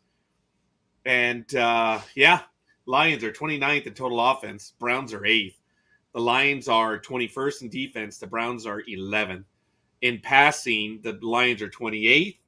And the Browns are 23rd. Lions are 21st. And the Browns are number 1 in rushing. Wow. The numbers are clearly in favor of the Browns. I don't even have to do the math. But the Browns did beat them 20-16. This might have been a decade ago. And, oh, by the way, it was. The Cleveland Browns 20, the Lions 16 on August 28th, 2019, in the prior decade. Big Dog, what is the line on this one? The Babysitters by 12. Jeez. Aisha says, guess who I'm taking in this game? But the babies look the best of a bad bunch. That's funny. I love Aisha. She's taking your line about the little. Yep, I know. That's what I'm saying. That's why I gave her the thumbs up. There you go. All right, Aisha went for it. Sergio, he was also quick. He called it. He's going for the Browns. Tony is saying it's going to be 28-13. I like it. And folks, I do appreciate the help. And this goes to everyone. I appreciate that you're catching what I'm doing because, folks, I have multiple things I'm working on. And sometimes I do make the mistakes, as I'm sure everyone says. Sometimes you do it all the time. Sports Talk with the guys. Anyway, Tony, 28-13. I would have to agree with Tony on this one. I think they're going to win by a lot. So, Scorekeeper says win by a lot. It's going to be Big Dog. What are you? Oh, it'll be the Babysit Browns. Well, I'm sorry. I just had to verify it. Gridiron Girl is going with the little shitters. And Color Maven, I guess, likes the color Babysit Brown. So she's going with them also. Wow. All right. Wow. Okay. Wow. It's holding. Sports Talk with the guys. I don't know why, but we have no love for the Browns. No, I do have love for the Browns. That's why I pick them every week. But their color is Babysit Brown. Anybody who's had a baby and has cleaned a diaper knows what I'm talking about when they see that color of orange. I needed a hit on that one. Okay. 49ers, 4-5, visiting the Jacksonville Jaguars. Who? Oh, wait a minute. Okay, no, I'm not going to. I wonder if they're going to be in that weekend that I'm going to be there. The Tootsie Roll. Sergio says. There you go. The Tootsie Roll. That's pretty good, Sergio. I like it. All right. It's at 10 a.m. Pacific time on Fox. It's going to be at TIAA Bank Field. 49ers are 18th in offense. The Jaguars are 26th. 49ers are 3rd in team defense. The Jaguars are 16th.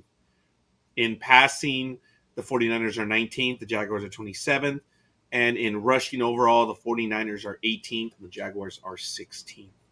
Last time these two teams played was a long time ago on December 23rd, 2017. It was the 49ers 44, the Jacksonville Jaguars 33. So sticking with the factor of 11, what is the line on this one, Big Dog? The Joe Montana led team by 6.5.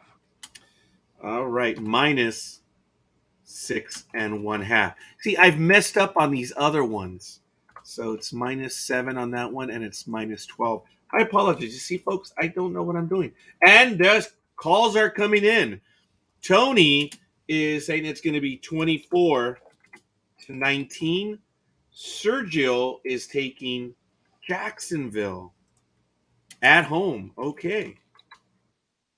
Aisha says, I think I'll take the Miners in this game, but just hope the score is better than 49 points. That's funny. All right. Big Dog, what's it going to be? Gridiron Girl is taking the Niners. Color Maven is taking the Niners. And on behalf of SoCal, I guess I'll take the Niners.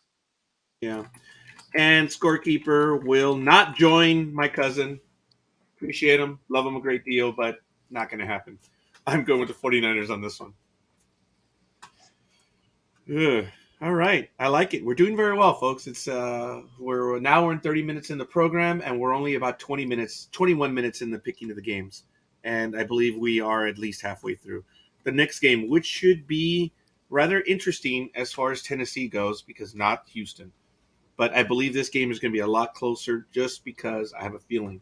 Doesn't mean I think they're going to do it. Houston Texans 1-8 visit the Tennessee Titans 8-2, 10 a.m. Pacific time on CBS. It's at Nissan Stadium. The Texans are the worst in team offense, 32nd. The Titans are 12th. Texans are 24th in team defense. The Titans are 29th. In passing, the Texans are 29th in passing, and the Titans are 20th. And in rushing, the Texans are 32nd. The Titans are 5th. Last time these two teams played was on January 2nd, 2021. Less than a year ago, the Tennessee Titans edged the Texans by a field goal, 41-38. What is the line on this one, Big Dog? The 1-2thers by 10. Okay. All right, Big Dog. So what's it going to be? I believe Aisha's going with Tennessee. I'll take the 1-2thers also. I was like, what are you talking about? It could be Texas, but anyway, nah, going with them as well. Gridiron Girl is taking. I gotta find it. Oh, Sergio's going with the Tex-Mex. So he's going deep.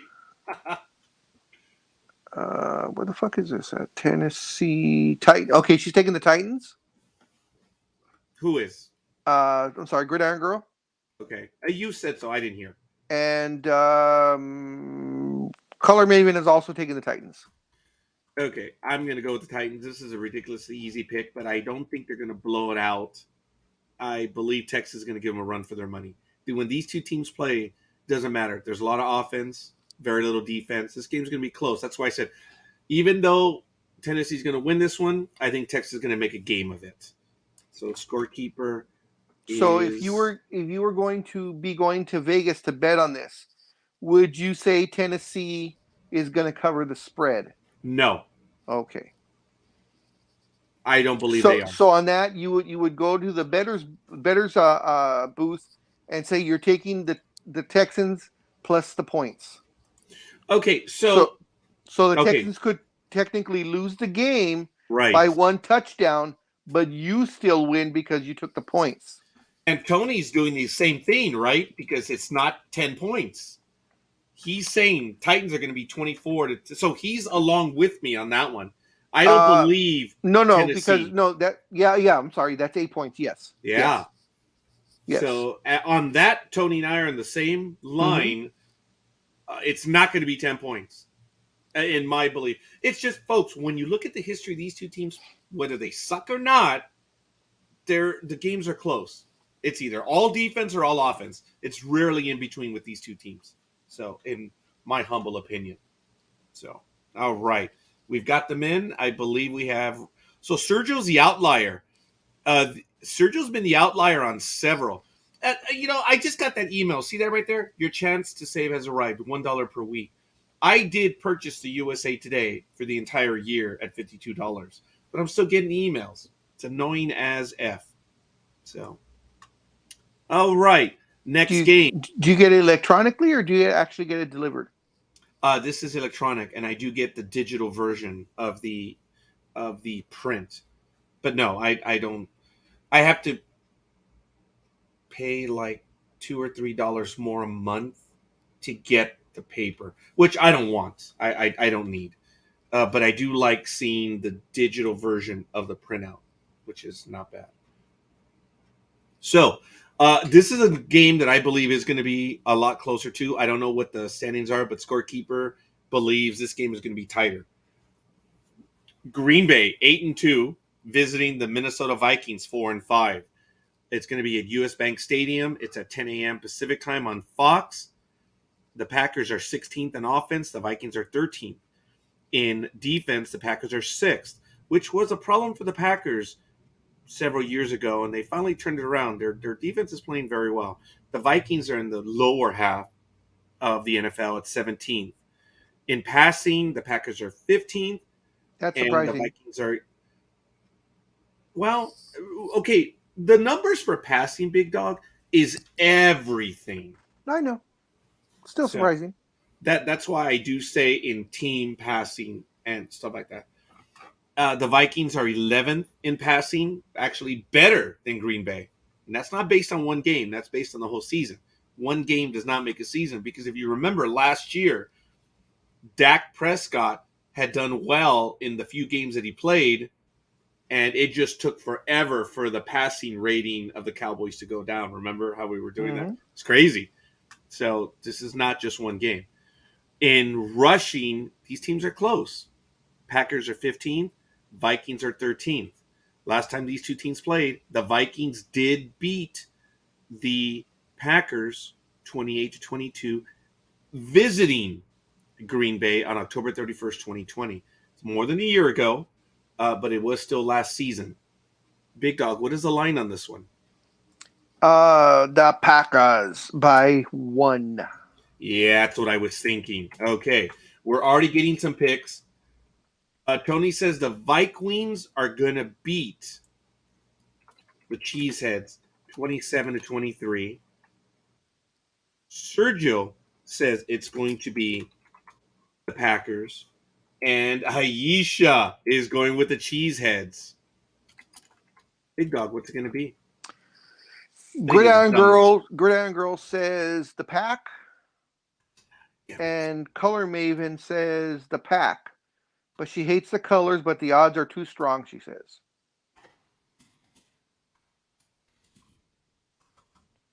And I'll take Mr. I'm protected but not vaccinated. The funny thing is you are, but you're quoting the other one. Folks, we don't have to get into this. Everyone ripped into him. We're not going to pile on anymore. He lied. He flat out lied. And that's just, it's what it comes down to. He misrepresented himself. Because no one ever actually asked him, are you vaccinated? He said he was immunized. Yes. And to his, now remember, he went to the NFL and tried to get his immunization in. And they actually there's an article on that. And they actually listened to him. But of course, it was turned down. But in his, holistic Beverly Hills style version of being vaccinated. Yeah, the guy is just, he has issues. Just because you listen to a you know who we're talking about, just because he listens to a podcaster, it's, yeah. Now the NFL chief, and I'm going to have that article, so I'm going to link to it right away. I'm going to post in the chat room, so if you guys want to get to it, hopefully you are able to get to it. We'll discuss it in a little bit, but folks, the NFL chief medical officer pushes back on Aaron Rodgers' claim that some COVID protocols are not based on science. BS. They're all based on science. And is he a flat earther? He probably is. Yeah, he probably is. And I believe he also believes Bigfoot exists as well. So, hey, go figure. I'd rather believe in Bigfoot than a flat earth. More plausible. Well, Bigfoot does exist. As I stated earlier this week, I have found the missing link. So I know. I've seen Bigfoot. That's the only one that I'm willing to admit to. I've seen it, and I see it every day. Well, no, Monday through Thursday. So the next game is... I apologize. I jumped ahead. Did we do this one right now? The Packers and... Yeah, I gave you everybody's. You should have them all on there. Okay, Scorekeeper. I did. Yeah, you did. Scorekeeper is going with the Packers, but this is another one where before we're done... You also didn't put mine on there.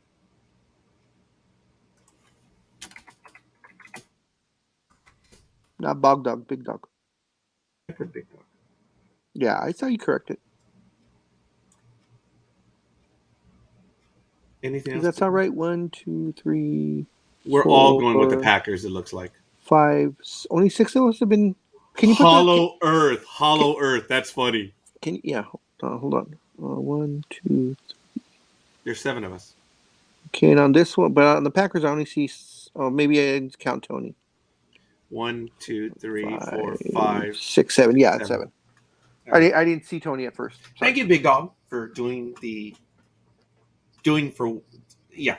Thank you. That's how I do it when I write it down. I count. I make sure there's once I after Thursday, I make sure how many people we have playing, and then I make sure there's 9 picks on every game. Okay. Since my first couple of weeks, I had a few mistakes. Well, the I've been amusing triple thing and was I've been triple and quadrupling checking myself. So you gave Almighty like 10 extra wins, and he's like, "No, I'm not that good." It was so no, funny. that was a fat finger mistake. It was still Big Dog. Yes, it was funny, and that even Almighty was like, "No, I'm not that good, dude." It's a hassle. It's difficult. Your eyes glaze over. It's not that you're deliberately lazy or deliberately, folks. Whenever we do this, No, I our have fat eyes glaze fingers. over. It has nothing to do with being lazy or that. It's just fat fingers. I wasn't talking about And you. not. I was talking about whenever one does stuff like this, your eyes glaze over. And I didn't mean you, Big Dog. I said when one does this, and I was referring to myself. Fat Folks, fingers have an advantage, but in this, not in this point though. you know what, Big Dog? Let's finish this, and then we'll get to fat fingers, and then we'll see what you mean by fat fingers. Well, I can't. No, we can't do that on air. We get banned. By whom? If I show By if I show what fat fingers can do. by Twitch TV? I doubt it.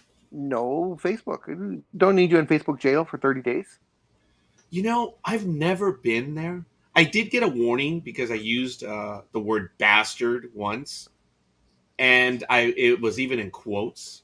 But I've never been in Facebook jail. I've never. And for all the stuff that I say, and you know why? Because Facebook algorithms do not understand complex words and phrases. That's why I get away with murder, because I can insult using for unlawful cardinal knowledge terms. So, yes, I'm supremacist. I am. So anyway, Sergio says they got stylists for fatties. Yes, they do. I think he's either coming to your defense or letting you know there's another option. But Big Dog, it is much appreciated what you do, because I was doing it for years and it is a hassle. So I do tell you, Big Dog, that I obviously appreciate what you've done, because I haven't been able to do it. Last year was bad. I wasn't able to do it. And now you've taken over that. And everyone else has as well. Everyone is watching. So it's really good. Point is, Tony already has his pick up there. Baltimore 6-3 versus Chicago Bears 3-6. It's at 10 a.m. Pacific time on CBS. It's at Soldier Field. The Ravens, bastards, are 6th on offense. The Bears are 31st, almost next to last. The Ravens are 18th on defense. The Bears are 7th. Ravens are 12th on passing, and the Bears are 32nd, dead last. They sucked. And the Ravens are 3rd in rushing, but the Bears are 9th. So they're in the upper half, maybe the second of the upper half. So that would be the second quarter. But anyway, the Bears lost to the Ravens by 1 when the Ravens scored 17, do the math, on August 2nd, 2018. What is the line, Big Dog? I'm figuring there's going to be a blowout on the line. No, actually, no. The Hemingways by 6. That's impressive. I got to give that one to you, Big Dog. But since everyone is getting us back on track, Tony says Baltimore is going to take it 24-20. I missed this game. Aisha says, I think Baltimore has the edge. The world is round-ish. And Sergio says it's Baltimore. Every time we all go for Baltimore, we all get burned by that team. So, Scorekeeper says it. Come, Hoth Raven. What's it going to be, Big Dog? Gridiron Girl is taking the Ravens. Color Maven is taking Oh, she's a the Raven, dude. the I think that's Ravens. her Yep, team. all day, every day. Right. But If anything, that is her team. Sorry. and much as I love the Bears, I have to go with the Ravens. Yeah. Sorry, Cuervo. It's okay. Okay. He's blissfully happy being retired and newly married, so he's And still. good for him. And congratulations to his wife, who is now a registered nurse in California. Congratulations to her. It is one of the toughest places to have that certification, but it doesn't matter. She's a registered nurse. It is not easy. Congratulations to her. She saw it through, as did Cuervo. Way to go, power couple. In the sports world, they're right up there. So, really good stuff. Congratulations to them. Let me see. Next game, folks. Sorry about that. It's going to be the Cincinnati Bagels versus the Las Vegas Raiders. Both teams are 5-4. It's 1:05 p.m. Pacific time. It's going to be on CBS. It's at Allegiant Stadium. I mean, do we even bother going over these numbers for the Raiders? The Bengals are 19th on offense. The Raiders are 14th. On defense, the Bengals are 14th. The Raiders are 12th. On passing, the Bengals are 10th. The Raiders are 4th. And on rushing, the Bengals are 24th. And the Achilles heel of the Raiders is their 29th. And it shows big time. Last time these two teams played was a while ago in the last decade, the prior decade, November 26, 2019. Almost 2 years to the day, 17-10 over the Raiders when they were still at Oakland. What is the line, Big Dog? The line is the Scorekeeper's second favorite baseball team by 1. You know, Big Dog, you can go to hell on that one. I've been there, told you, seventh level of hell for I don't know how many, 26 and a half years.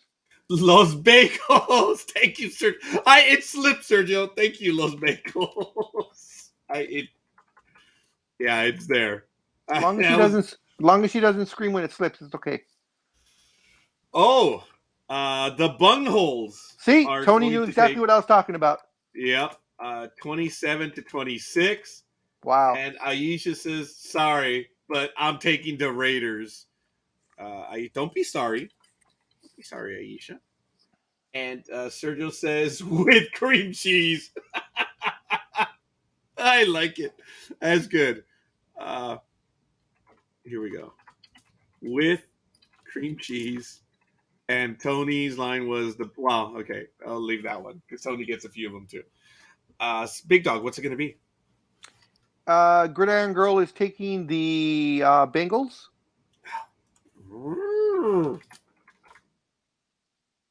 Color Maven is taking the Raiders. We'll jump off the bridge together. And I have no faith in the Las Vegas team. I'm taking the Bengals. Hopefully they can show me something. Hopefully I get this wrong. I'll take this loss. For every Raider fan out there, I'll take this loss. Just show me that you can put together 4 good quarters. Not great quarters, just good quarters. I'm going with the Raiders. Play to those numbers that you guys are doing, except for the rushing. Yeah. Play to those numbers, guys. You're above 500 on everything else, except for rushing. Their numbers are actually very good on everything except for rushing. Yeah. But, they just don't have that. They El Succo. They do. They don't have that killer instinct. I haven't used this in so long. The Las Vegas Raiders, I am saying this, and this is Big Dog talking. The Las Vegas Raiders do not have the testicular fortitude to go and get it done week in and week out. Ho! Says the Raider fan. They probably are dating too many of those too. Yeah. Arizona, 8-2. Visit the Seattle Mariners, 3-6 at 1:25 Pacific time on Fox. It's at Lumen Field. The Cardinals are 5th. The Mariners are 30th in total offense. The Cardinals are 10th in defense. The Mariners are 26th in defense. The Cardinals are 8th in passing. The Mariners are 30th. And, of course, the Cardinals are 7th in rushing, and the Mariners are 23rd. Wow.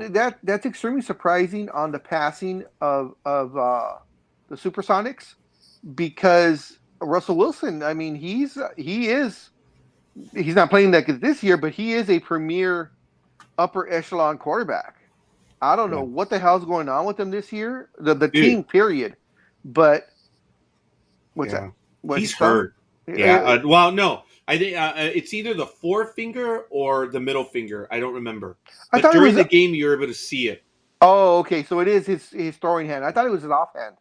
It's his throwing hand. I don't think I've seen a single Supersonic game this year, so I didn't know.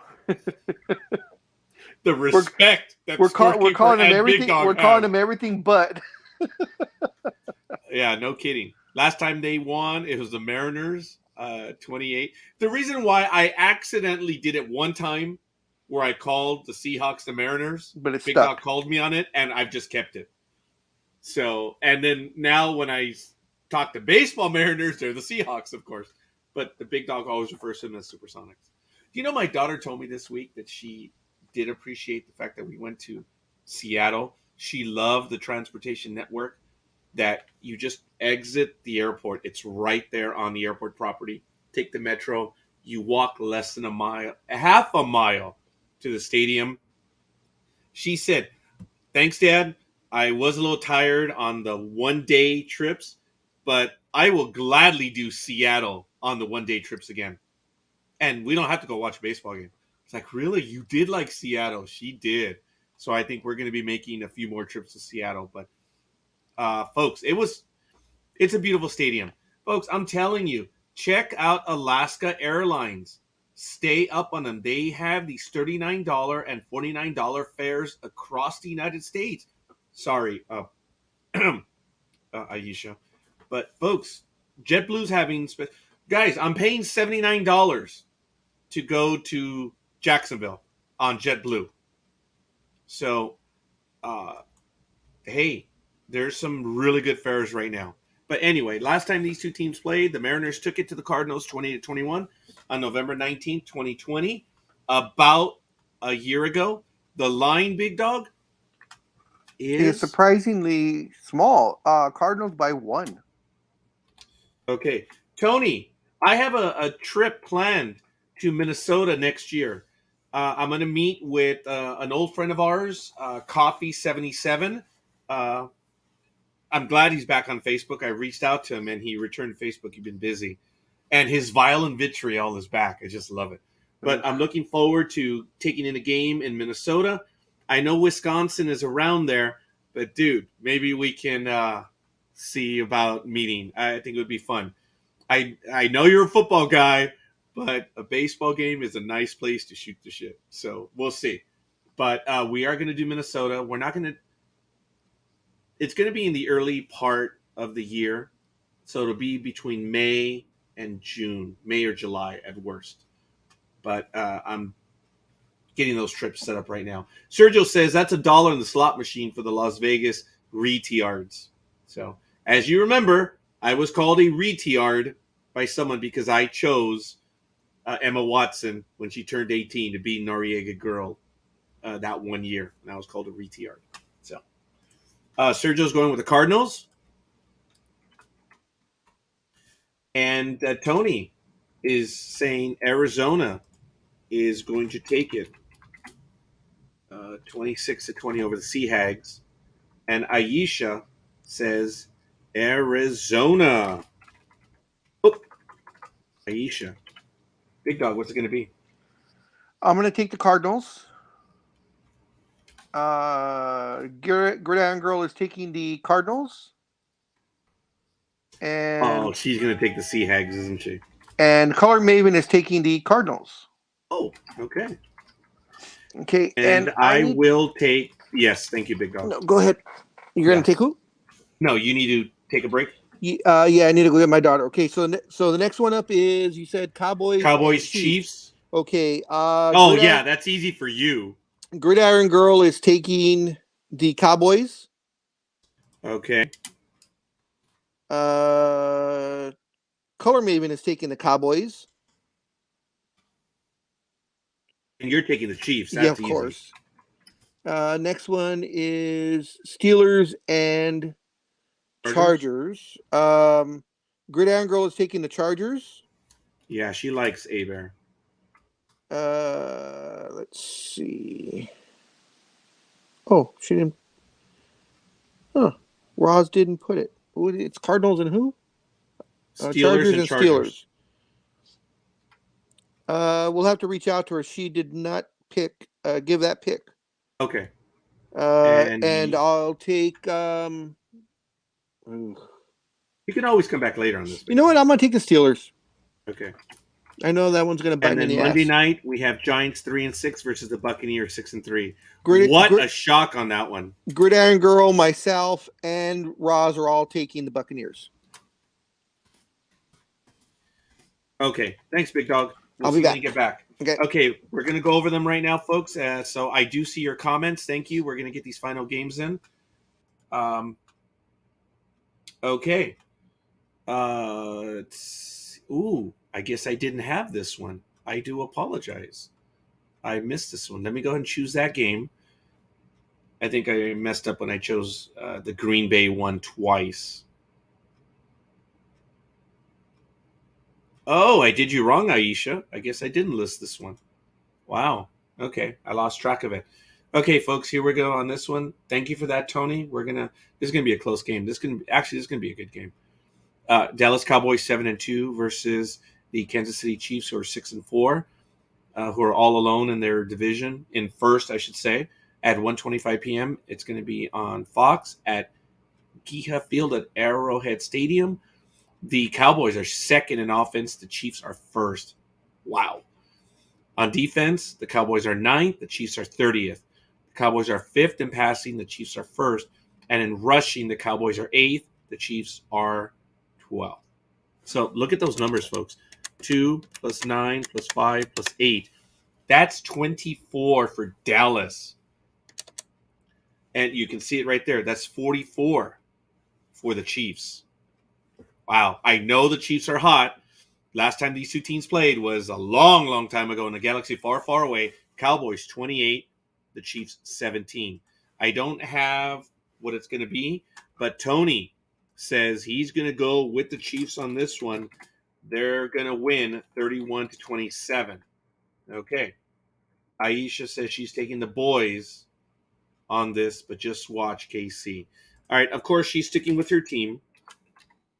So that was good. Sergio is taking the cheese puffs. Or the Chief puffs. I sorry. That was good. Oh, I can't say I sorry because then Siri gets all woody. Mind your own business. And then, okay. It's 1, 2, 3, 4, 5, 6. I know they're at home. Oh, wait. Aisha, no. I got you on that side. Sorry. I messed up. What a shock. Okay, there it is. You're taking the Cowboys. Look. Tony, we jump off together, but this time this is the first time I'm going against you this week. I'm going to go with the Cowboys on this one. I know, Cowboys, but they just look to have it really going. So, all right. Next game, we don't have the pick for Roz, but it is going to be the Sunday night game, Pittsburgh Steelers visiting the Los Angeles Chargers. Wow. 5-3-1. Chargers at home, 5-4. Yeah, I don't know about that. Steelers are 20. Oh, it's at SoFi Stadium. So the Chargers are at home. Well, they're the second team. Steelers are 27th. Chargers are 17th. In offense, the Steelers are 7th. In team defense, the Chargers are 13th. In passion, the Steelers are 22nd. The Chargers are 9th. And the Steelers are 26th, and the Chargers are 22nd. Last time these two teams played was 2 years ago and a month. Steelers 24, Chargers 17 on October 13th, 2019. So we already have our picks. Big Dog is going with the Steelers. Gridiron Girls is going with the Chargers. And Tony has the Chargers. winning 28-17. Sergio is going, oh, okay, so we're seeing some daylight now in these other games. Okay, let me see. Aisha, she's going with the Sparkles on this one, the Steelers.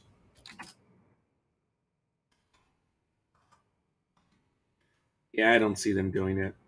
I'm going with the Chargers myself. Okay, that's everyone except for Roz.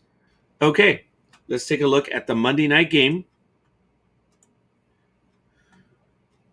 Giants 3-6 versus their opposites, Tampa Bay 6-3. It's at 5:15 p.m. on ESPN, Raymond James Stadium. The Giants are 24th in offense. The Buccaneers are 7th. Giants are 19th on defense. Buccaneers are 4th. In passing, Buccaneers are 3rd. Giants 21st.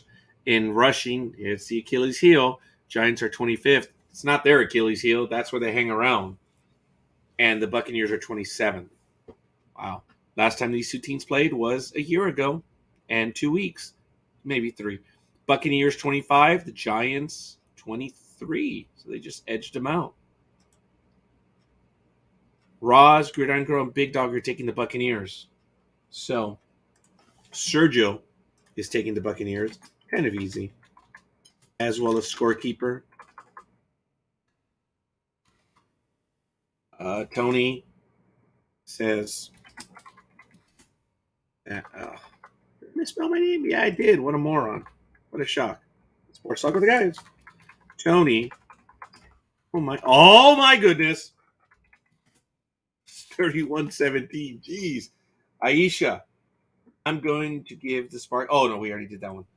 Baysiders on this game.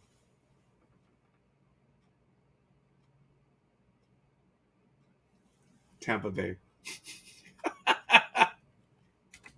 Like, well, but the Giants allegedly are in New York and they're by the Bay, but no. Tampa Bay Buccaneers. You're so right.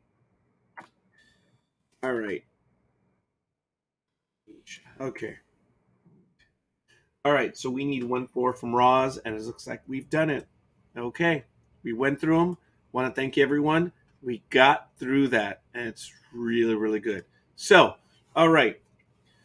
I have some news that I'm basically going to get over. So I did post that article, the one I mentioned, but we're going to get to hockey. I have hockey news. Alex Ovechkin, you saw what happened this week. He moved into. Sorry, didn't want to do that. Oh my goodness. Okay, we'll do it that way. He passes Brett Hull for 4th place in the all-time NHL goals. Impressive. Washington Capital star Alex Ovechkin began his spectacular career by scoring 2 goals on October 2005. 16 years later, he's achieved another milestone against the Blue Jackets, and he scored his 742nd career goal to pass Hall of Famer Brett Hull. Congratulations. They won 4-3, and good stuff. Yeah, the strike came from the top left face-off circle, and it was a feed off Yevgeny Kuznetsov. It tied the game at 1-1 at 10:19 in the first period. Oh, okay. All right. Okay, Aisha, thank you. So congratulations to Mr. Ovechkin. Good stuff. And as you know, sticking in hockey, there's a brand new stadium, $1.1 billion for a hockey stadium. The UBS Arena, Islanders' new home, pairs history with state-of-the-art experience after decades. You know what? Let me finish. Let me close Outlook. I don't like that. Don't like that. Don't like how it looks. I want to go back to the regular, but I have to change the settings. They were at the Coliseum, but it's done. So look at that. There it is. Wow. That looks nice. UBS at 1.1 billion price tag presents a step up in class even from the late stage Nassau Veterans Memorial Coliseum. This Saturday, the Islanders are going to host the Calgary Flames after a 13-game road trip to open the season. Fans in blue and orange sweaters will meander through the wide open concourses to unfamiliar seats in the state-of-the-art complex. Looks nice. I wish I had some more images, but there's the UBS and It looks to be a real exciting stadium. Wow. Colors look nice. So we'll see how that one comes to pass. So, what else did we have for men? Oh, I'm going to wait for the big dog to get in on this one and talk about the Draymond Green because he's entering the digital field. So, all right. Burns becomes the Brewers' first Hall of Fame guy since 1982, which I believe was Pete Vukovich. And for those of you that have seen the movie Major League, the big guy that plays first base for the opponents, I believe it's the Yankees, that's Pete Vukovich, the pitcher. So it's kind of cool, man. Here we go. Brewers 8. Oh, come on! Brewers ace Corbin Burns wins the National League Cy Young Award, edging Phillies' Zach Wheeler. This was on November 17th. They finally have a winner. Of course, he beat Zach Wheeler, the Phillies, and Los Angeles veteran Max Scherzer in a very close race. Burns and Wheeler each garnered 12 first-place votes, but Burns finished ahead in the points total of 151 and 141. In the voting, that is pretty close. And sure enough, there it is. The Brewers had not claimed the Cy Young Award winner, who was the winner in the American League when the Brewers were in the American League back then. And there it is when he won in the American League. And that was the only time the Brewers have ever gone to the World Series. So, go figure. Huh. Oh, look! Star Trek Discovery. Now, it was runaway voting in the American League as Cy Young Toronto left-hander Robbie Ray received 29 with 31st place votes. The other went to the New York Yankees' Garrett Cole, who finished second, and Chicago veteran righty Lance Lynn, who finished third. And to think, Lynn was on the Yankees for a short while. Morons. How close was the voting? It was the only other time the top finishers for the Cy Young Award tied in first place votes was in 1981 when Valenzuela beat Tom Seaver. I'm not going to use that word. Burns won the award by doing better in the rest of the voting with 14 16 place votes, 3/3 and 1/4. Wheeler collected 9 seconds, 4/3, 4/4, and 1/5 place. Beyond the remaining 6 first place votes, Scherzer had 5 seconds, 13/3, and 6/4 for 113 points. Walker Buehler finished 4th. So congratulations to them for winning. Aisha, thank you. I know. I thank you. If you're going to spend time with your mom, I hope she's well, and I hope you do well for the rest of the day and the week. Look forward to seeing your comments throughout the week. Thank you, Aisha. And we'll be talking to you. So hopefully the big dog joins us in a little bit. And I don't know where the other folks are. So I guess it's a holiday weekend. There's travel. There's stuff that has to be done. So there is news that came out that went against Vanessa Bryant regarding her court case. So the judge rules Kobe Bryant's widow, Vanessa, must turn over private therapy records. As you know, Vanessa Bryant has made the claim that she suffered mental duress and other items due to the pictures being shown by the Los Angeles County Sheriff's Department. And once again, I need to be careful, but I'm just announcing this. I'm not giving any opinion, just is what it is. I've had to go through this myself.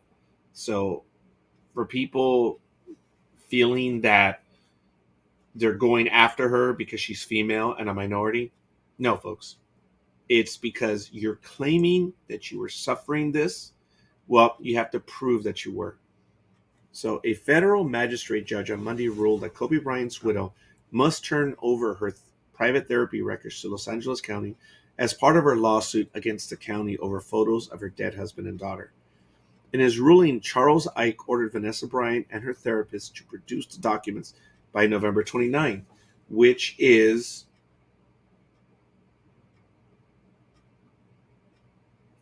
about 10 days away, 9 or 10 days. He also ordered her to turn over records dating to January 2017, after the county had asked for her records dating to January 2010. I don't get that. I don't think that's right. It's improper, but that is my personal opinion. So the requests are plainly relevant to the claims and defenses herein, and as narrowed by this order, the requests are proportional to the needs of the case. I wrote in this ruling. Bryant is suing the county for invasion of privacy, alleging that county first responders improperly shared photos of human remains from a helicopter crash last year that killed 9, including the NBA legend and her daughter. She is seeking damages from the county because she claims to have suffered emotional distress because of it. But the county is fighting back by suggesting that her emotional distress was caused by the deaths of her family members and not anything that county sheriff's and fire department workers did with photos afterward. To defend itself on this point, the county asked the judge to grant its request to obtain her therapy records as the case has trial in February. The county claims no photos were publicly disseminated beyond isolated incidents at a bar and an awards show event. Bryant's attorney fought the request, saying it came too late and further invaded Bryant's privacy. So, as you know, for those of you that have been with us, and Big Dawg made clear in one of the programs, she found out that a sheriff's deputy was sharing the photos at either a bar or a restaurant. And they have proof that it was. The sheriff's department has said they're isolated incidents, but it's not one, it's in the plural. We'll see. We'll see what happens with that. But, all right. I'm not going to comment any further on it than the story, which speaks for itself. I'm going to go ahead and put that link in the chat room. So if you guys want to go ahead and follow up on it, it's there. I'll put it on screen in just a moment. And here we go. It's a long Helga link. But once you click on it, you should be able to go over it. For everyone who's watching it, just take an image. You can type it in there. Or just visit our Facebook page. It's on NDB Media, as well as Sports Talk with the Guys on our public pages on Facebook. It's also on YouTube and Twitch TV. So,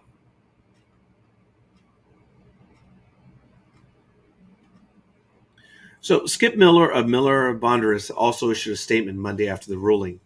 The county continues to have nothing but the deepest sympathy for the enormous grief Ms. Bryant suffered as a result of the tragic helicopter accident. We are gratified that the court has granted our motion for access to her medical records, as it is standard request in lawsuits where a plaintiff demands millions of dollars for claims of emotional distress.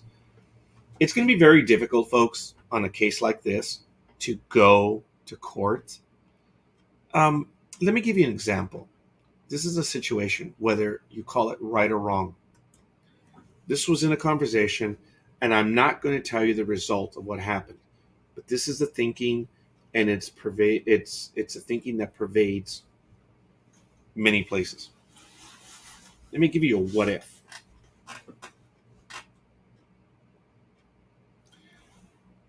Los Angeles County is a large jurisdiction.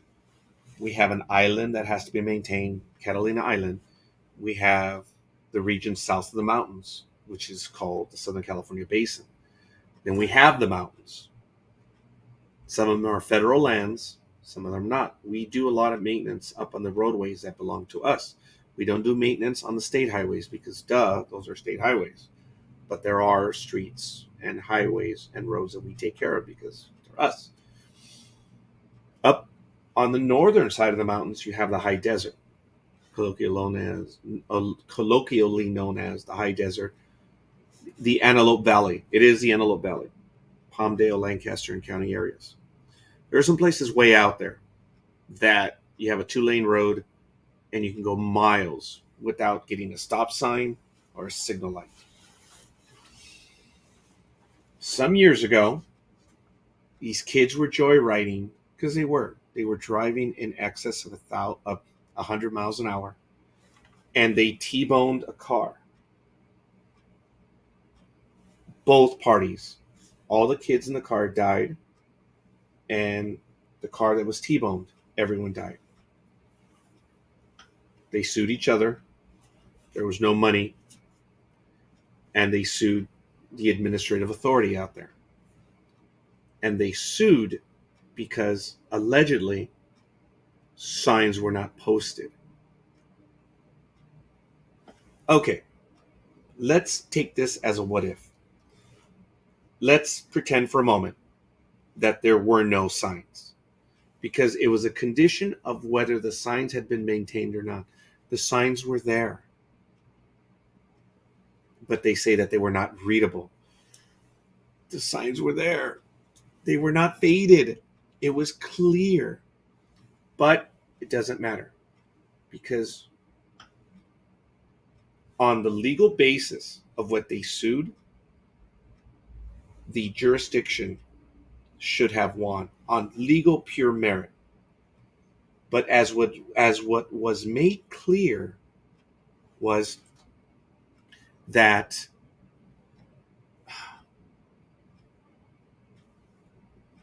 the 3 kids that were in the car, I think 2 of them were underage. The argument was, if this goes before a jury, all they're going to see are the pictures of the kids and the corresponding car, the other family. That's all the jury's going to see. And there will be a payout. That angered me. But we're in the right. We maintained. And I had a vested interest in it. Because not only did we have the records that the signs were maintained, but they were maintained within a month of this alleged incident. And when we went out there, the signs were out there. But if it went before a court of law. So Vanessa Bryant is going to go before court of law. And we know what happened. This is crazy. I don't know where it's going to go, but understanding those implications, it's brutal, folks. It's when you get before a jury, you don't know how a jury's going to rule. And this has nothing to do with just what happened yesterday. I'm talking about the Vanessa Bryant case and what could possibly happen. There was another situation where it was unbelievable. One of our crews closed off what we call a left turn pocket. And I believe this one is still ongoing, so I cannot describe any further. It's a 4-lane highway, 2 lanes north, 2 lanes south. And this road has a kink. So if you follow it forward in a northeasterly fashion, it changes names. So if you want to continue on the highway that you're on, or the street, you have to go into the left turn pocket and make a left, and it's a controlled signalized intersection. So the sign poster, it was actually the marking crew. They put their signs, they put their flags legally, 200, 300, 400 feet down the road saying lane closed. They put the cones. They did everything that they were supposed to. Legally did everything they were supposed to. So the left turn pockets were closed. But then you get these assholes that they want to do what they want to do. And, it's closed. But and the top of the thing is the left turn pocket was closed. So no one could go to the left. You had to go straight onto the other road. This idiot said, screw you. I'm still going to go. Not only did he make a left to try to stay on the road, but he did so with the signal being red. So 1, he couldn't go. 2, he couldn't go because of the red light, and there was oncoming traffic. And again, hit the car coming on. The party in the car that was hit died. The owner of this car had no money, so our agency was being sued. Unbelievable. Why are we, knowing that we did the job correctly, legally, all specs and everything were followed, but if it goes before a jury, you never know what could happen. So, good morning, Thomas. Yo! Hopefully you can give us your picks, Thomas. I'm going to post them now in a few moments. We've already done it, and we're talking some other stuff right now. So if you want to go ahead and join us, Thomas, I will send you the link. I don't know if you're able to join us. Hopefully you will. Let me copy it. And I'm going to go on over to Facebook right now. and send you. Actually, I did post it in the whatever. So hopefully we'll be able to get you to come on right now. Bear with me a moment, folks, and we're going to get to some of this stuff. But I have to get this to Dreem right away. Hopefully he's able to join us. It's annoying to me, folks, that's the stuff that we have to deal with, and we get it right, and still it's like we get in trouble for it, and I don't understand that. And it's not maliciousness on our part. It's doing the right thing, because if we were out there, we would want the same stuff done. And we're dealing with good, smart people. And it's just disappointing that that's the case. But all right. I believe Mr. Dreem will be joining us shortly. Aisha did ask for you. Gridiron Girl's not here right now, Dreem. And Big Dawg going to go pick up his daughter, so we'll see. So, folks, it's 8:20 a.m. We're doing very well early in the morning. We got a lot of stuff going on. And we're going to get to it now. Following up with this, and there he is, the man of the hour. Good morning, Dreem. How are you? I am tired. Seems like it, pal. But you're going to be even more tired when you see me over in Jacksonville on the 11th and 12th. Man, I was working till about 3:30 this morning. Did you notice how Dreem just blew me off on that one? Yeah, I did. Yeah. It's like 8 to 12 hours away. He's not going to do it. It's an 8 to 12 hour speed bump from what do you say to my brain? That's funny. Now, if I could get you a cheap fare, would you fly over there? To Jacksonville? Yeah. The weekend before my wife's birthday. Oh, sorry. Yeah, we're okay. Yeah, that pretty much ends that. Well, we'll talk off air. We'll talk off air. It just happened yesterday, folks, where NDB Media will be visiting Neutral Zone Studios that weekend. Michael Day, myself, and Gmo are going to be there. We're going to be doing some live stuff. We may not have Sports Talk with the guys because we will be over there. I don't know yet. But it's because of the time the flights come in and everything. So we may change the hour for Sports Talk with the guys. So we ask you to bear with us. But that would be the weekend. It would be our December 11th program. But anyway, Dreem, how tired are you, brother? I am so tired. I'm ready to be retired. Oh, hey, any news on you coming out here to Arizona? Not yet. Okay. Not yet. So you already went through all the picks for football. Yeah. So I don't want to make you rehash that. I'll just No one else is here. And it's very quiet right now. We have a small audience. We can do it if you'd like. Sure. I get ambushed by a whole bunch of people at the same time wanting us to go over and then go over. And dude, it just, yeah. Okay. Saints and Eagles. Gig, Roz, and Sergio went with the Saints. Tony, Aisha, Big Dog, and myself went with the Eagles. I'm going with the Saints. Oh, wow. Okay. All right. Dolphins and Jets. 3-7 versus 2-7. Sergio's the only one that went with the Jets. And the Dolphins are at 3.5. That's who gives a crap game of the week for the Dolphins, I guess. For the Tuna Fins. Washington 3-6. Panthers 5-5. Panthers are 3.5. Everyone went with the Panthers except for Gridiron Girl, who went for Washington. Well, this is Cam Newton's first game in. Yep. So this could be interesting for them. You know what? Let's go with the Panthers on that. I thought so. All right. Colts and Bills. 5-5 versus 6-3. Oh, all right. Easy enough. Thank you. Roz was the only one that went with the Colts, but she's a color maven. Okay. Lion. Okay. Everyone went for the Browns versus the Lions. Okay.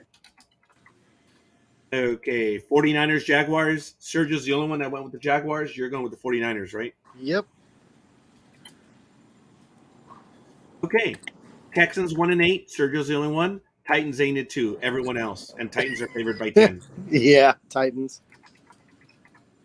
Okay. Next one. Packers 8-2 versus Vikings 4-5. Packers visiting are favored by 1. Everyone with the Packers, but Scorekeeper is waffling. Really? He might go with the Vikings, But right now, his pick is officially the Packers. Ooh, that's an interesting game. Yes, and Vikings beat the Packers at Green Bay last time they faced each other. Yeah, That was, I think, a year ago. I'm gonna go with the Vikings on this one. You are Dreem. All right, you know what? I'm bailing. I'm making it official. I was hoping someone would go with me, and you know what? You did. So sorry, folks. I am switching. I am going to the Vikings. Dude, it's one of those. I think it's going to be an upset, even though the Vikings are at home. Okay, the Ravens 6-3 versus the Bears 3-6. Everyone went for the +6 Ravens. Yeah, I don't think it's going to be by 6, but I think the Ravens are going to win. Yeah, Tony and I agree. Tony called it a 24-20 win for the Ravens, and I think it's going to be. Bengals. They might not even. They might just barely scratch the 20s. I think it might be like a 21 game. Okay. Yeah, I think it's going to be close, no matter what. Tony thought so too, but everyone went for the Ravens. Bengals 5-4, Raiders 5-4. Aisha, Roz, and Scorekeeper are the only ones that went for the Raiders. Everyone else went for the Bengals. Yeah, I'll take the. Oh man. I'll take the They're Bengals. Both 5-4. Okay. Cardinals and Seahawks. Cardinals. 8-2. Cardinals are +1 only, but everyone went with the Cardinals. Don't care. I hate the Seahawks. That's right. Yeah. Or the Mariners, as they say. Now, this one we went down the middle as best. Cowboys 7-2 versus Chiefs 6-4. Big Dog, Tony, and Sergio went for the Chiefs. Tony says it's a 31-27 win for the Chiefs. Gridiron Girl, Roz, Aisha, and Scorekeeper went for the Cowboys. And they're at Arrowhead. I will not pick the Cowboys. Oh, I'm sorry. Yes. You're going with the Chiefs. I'm going with the Chiefs. And not only that, I think this game around, the Cowboys are going to choke bad.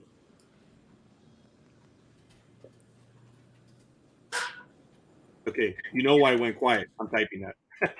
Cowboys are going to choke bad. All right. The Sunday night game, Steelers 5-3-1 versus the Chargers 5-4. Big Dog, Sergio, and Aisha went with the Steelers. Gridiron Girl, Tony, 28-17. And Scorekeeper went with the Chargers. Roz did not pick. There was some big news going on with the Chargers and COVID, right? Yes, I believe I have it right here. In football,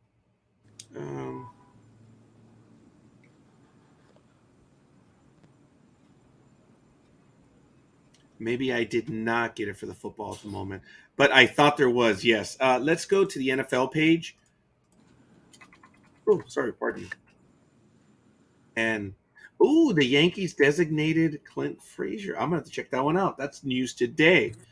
Big Ben to come off COVID list. Start versus Chargers. That's the news. Okay. So there's all right. Oh, the Cowboys' Amari Cooper is on the reserve list because of COVID-19. That was the other one. Okay, good. Amari Cooper, yeah. I'm glad. Yeah. Well, I'm not going with the Chargers on this one. And nor should you. Okay, so I apologize. Let's go back to that one for the picks. You are. Oh wait, you said you're going to go with the Steelers, right? Yes. Okay. Sorry, sir. And Monday night. Back. Yeah.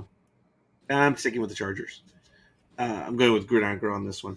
And for the Giants, 3-6 versus the Buccaneers, 6-3. Everyone went for the Buccaneers. Tony called it 31-17. That's being nice. Yeah. Okay. You're going to go with the Buccaneers. I'm going with the team on bye are the Broncos and the Rams. The Rams are going to win. I'll take the Broncos for a tie on this one. Right? There you go. Yeah, I think that's what's going to happen. That's the money pick. Jeez.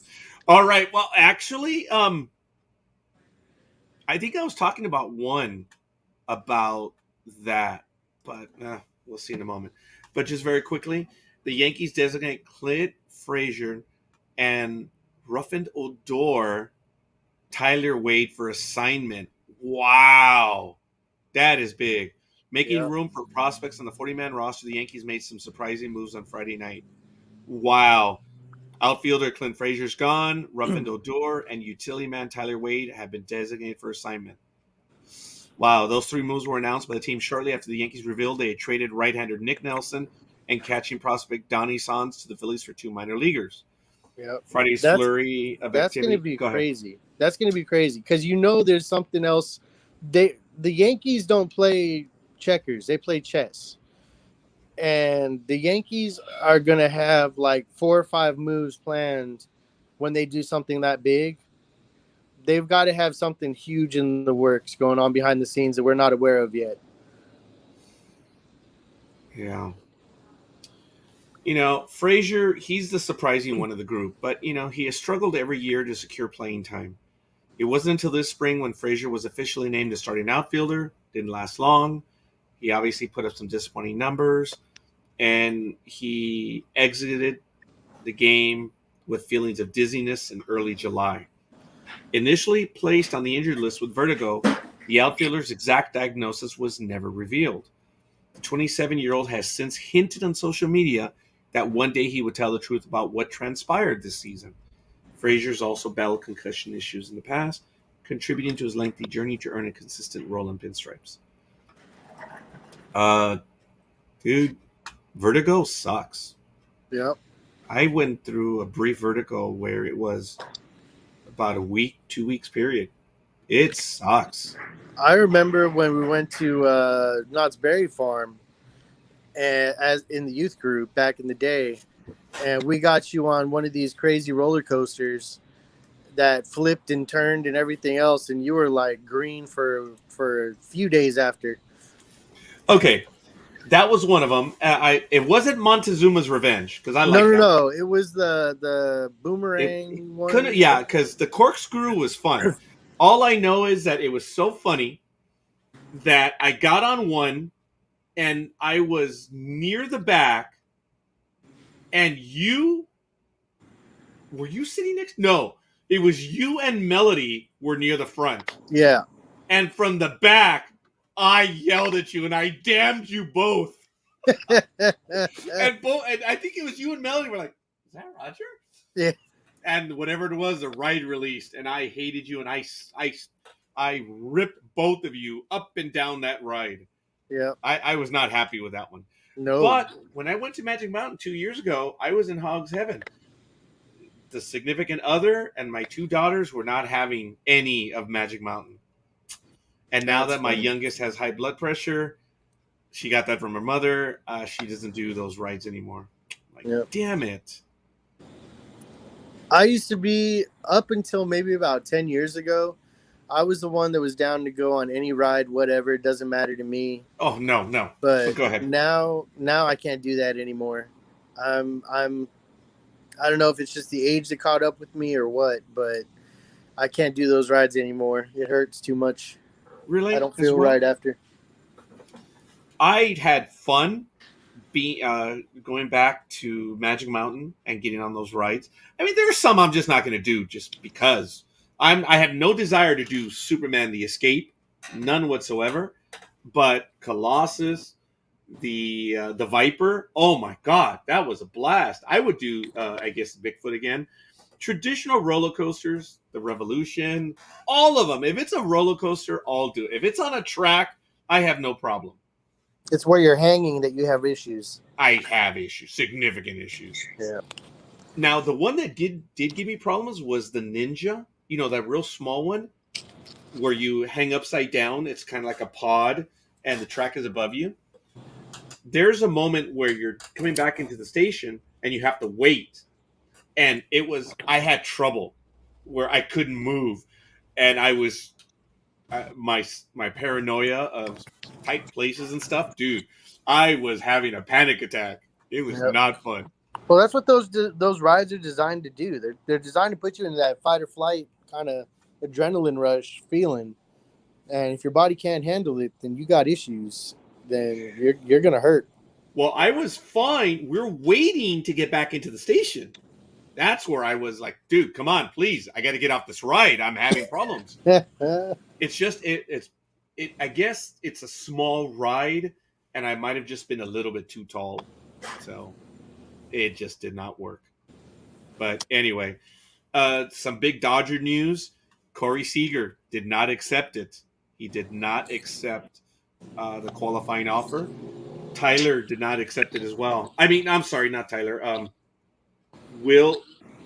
Oh yeah, Will Tyler. He did not accept it. So, wow. Yeah. That jerk from the A-holes, their shortstop, is a free agent, and it looks like he's going to be the big free agent. And they're already saying the Yankees are going to go after him. Like, yeah, Yankees don't like cheaters. They like going to sign Jeter, him. not cheaters. Correct. And then he slammed Jeter, dude. Yeah, you can't do that and then get welcomed into the Yankee family. That's kind of weird. It's stupid for him to say that. Oh no, all those Gold Gloves that he received, or he didn't for their defense, dude. He's a Hall of Famer. You got a very high Hall of Fame vote. You know, dude, you got one championship. You're a cheater. You cover for cheaters, and then you slam a Hall of Famer that had nothing to say about you. Yep. And then you know, Miami might have put an offer in for him, but they're not going to touch him now. Yeah. What an idiot. You can't disrespect the captain like that, man. Dude, why are you going to disrespect any other player? Dude, just shut up. That just shows you the type of person that he is. Yeah. I mean, there's a certain level of competitiveness and stuff, but when it comes to respect, that's a different issue altogether. You know, it's like you don't badmouth your opponent's character. You don't call names. You don't act like that. You know, you talk trash on the field sometimes in other sports. You know, baseball, you don't have as much interaction. But, you know, I don't know if it was just for media, just to create a buzz, but I don't know. That doesn't sit right with me. But, hey, we're talking about him. Yeah. It's a waste of time, quite frankly. So, the one that I'm really interested in seeing, the Yankees might actually try for Corey Seager. We'll see. I was disappointed that the Dodgers did not get to keep him because Seager is a big part of this team, and he is a good player. But we'll see. Everyone is predicting that he is the number one pick for the Yankees. We'll see. Because the Gleyber Torres experiment is over. So yeah, we're gonna have to wait and see. As like I said, Yankees don't play for ones. You know, they like to make a big splash and just pay outright for who they want, and they get who they want. So they're already making cuts and trades and stuff, but there's a bigger package. There's a bigger thing we're not seeing yet. And I, for one, am interested in what happens long term, because it's not about one season. It's not the Yankees don't do the one and done. You know, they want that dynasty back. Yeah, and folks, I had a number that since 1996, which is now 26 years, the Yankees have 4 World Series championships. The Red Sox have 4 World Series championships. The Cardinals. I'm sorry, not the Cardinals. The Giants have 3. 3. Yes. And the Dodgers are up there too. They have 1. Well, Just they one. won. They got 1. Yeah, they're on the list. Now, the Braves have 1. Now, I think the Cardinals may have 2, if you want to consider that. But I did have a list of that. Let me see. But I don't know. Who won in 95? You remember? Yeah, the Mariners beat the Yankees in the Wild Cup, and the Mariners lost. So 95, hold on. You got me, damn it. I believe it was the Braves. Okay. The Braves beat the Indians in 95 for their sole championship. Yeah. Didn't the Dodgers have one in the early 90s? No. No. 1988. That was Oh, it. was it late 80s? That's what it was. Yeah, you were alive on this world, but I don't have your memory when it comes to that stuff. I knew I it wish was. I had your memory. Mine's going. As my father told me one time, I have forgotten more than you'll ever know. I'm like, huh? The hell? Well, it's times like this I wish I listened to what my mom used to say. And that is? I don't know. I wasn't listening. You got me on that one, you little rat. That was good. That was good. So what are your plans this week, brother? I am going to a Renaissance fair tomorrow. So that is going to be fun. Are you dressing up as a knight or a court jester? No, I was going to be one of those beer wenches. No, I'm just kidding. Those are... May I have a picture? No. I'm not dressing up in costume, but my daughter is probably going to be like a witch, like a Salem witch kind of thing going. Her Halloween costume, essentially. So it should be fun. It should be fun. But yeah, it's been a rough month, man. It's been a rough month. It's a lot of BS that's been popping up that didn't need to happen. But like we got broken in, just working around the clock. Yesterday I was here till 3:30 in the morning today, and then I was back at work by 8. It's hard, man. And you know, when you run your own business, that's what it is. And I hate to talk about it every single time I'm on air, but it's rough. Dreem, I don't know if our audience takes it as a negative, because you show up every day to get done what you need to get done, which is a good thing, dude. Yep. So the buck stops here. That's right. Definitely does. So, all right. I don't know if you folks heard about this. I got to get back to work, actually. I got to start opening up drawers and stuff. So I will talk to you guys next week. And I'll talk to Roger soon, I hope. Yeah, later on today. All right, man. All right, peace. All right, we'll see you. Peace. All right, folks. You also know the situation where Titans wide receiver A.J. Brown reveals that he was battling depression and suicidal thoughts. I'm going to list that article in the chat room as well. Bring it up. I'm still here. I'm still going. In an Instagram video post Friday, Tennessee Titans wide receiver A.J. Brown opened up about his struggles with depression in recent years. Brown revealed he considered taking his life a year ago Friday, but said talking to another person helped him. Quote, God told him all the right things to say to me that night, Brown said a caption of his post. I'm kind of nervous, even to be saying this, but a year ago from today, I thought about taking my own life. I had no more hope for better days, and everything was just going wrong for me. The reason why I'm sharing this message today to you is that I'm still here. I'm still going. I'm still smiling, and I've got a lot of things to be grateful for.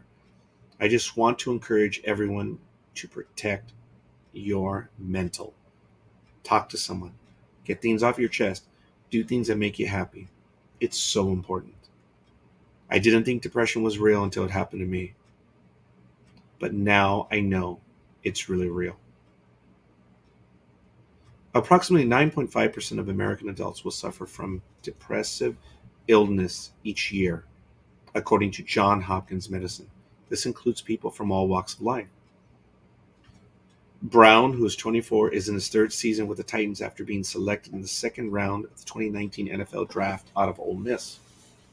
He's been one of the top receivers in the game since entering the NFL with more than 1,000 yards in each of his first 2 full seasons. Guys, just talk to someone, Brown continued. Get things off your chest and take depression seriously.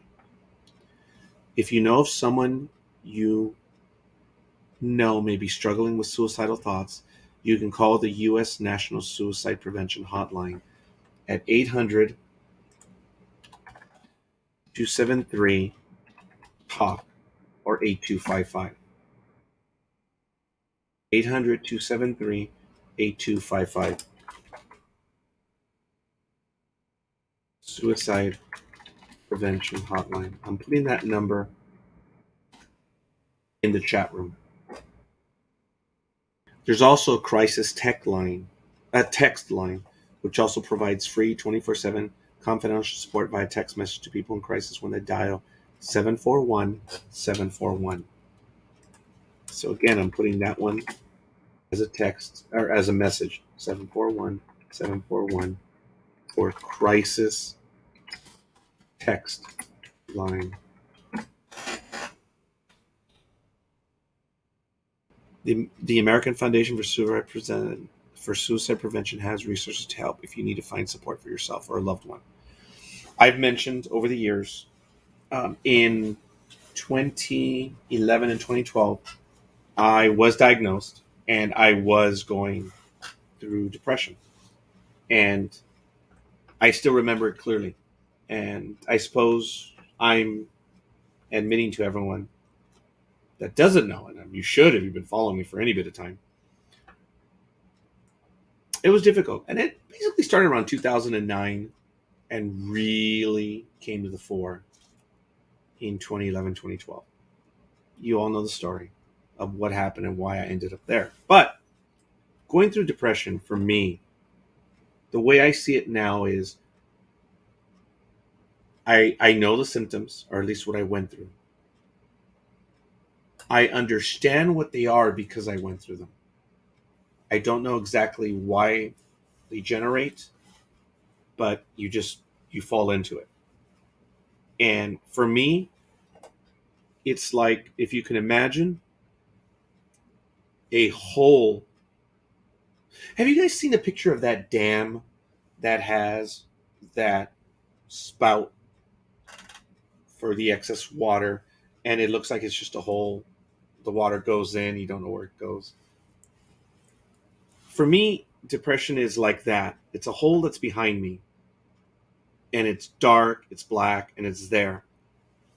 And I know it's there. And for me, is I don't want to go back there, because being there it's horrible. It's And if I ever feel like the symptoms or that it's coming on, I do everything I can to get out of it. And what AJ Brown did by admitting to it, saying that he's still here, in my humble opinion, that's a great thing. Because when you enunciate it, it's like this invisible line has been crossed, and you know you have it.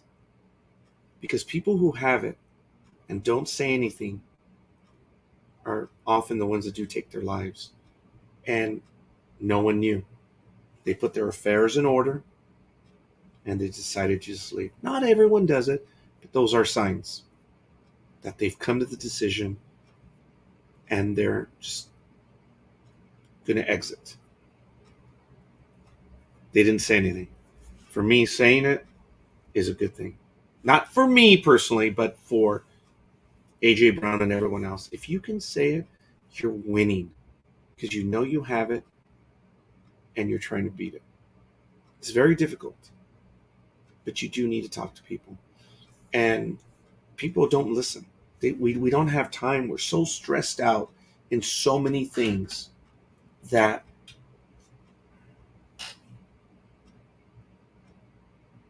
we just don't have time to listen. In our social media world, we don't converse anymore. We answer a post. We are the ultimate thread where everyone just adds a comment to it. There's no real engagement. If you receive a comment or not. Some people are never going to get a comment. Other people get 3 million likes on a comment. And it's the same thing. If you don't get a like, you don't get damn. The realization hits that you're not good at anything that you do. And it can lead you to depression. It's a bummer. I did go through it, and I don't struggle with it per se, but I am cognizant of it, and I just don't want to get there again. I don't want to be there. It's a sad, ugly place. And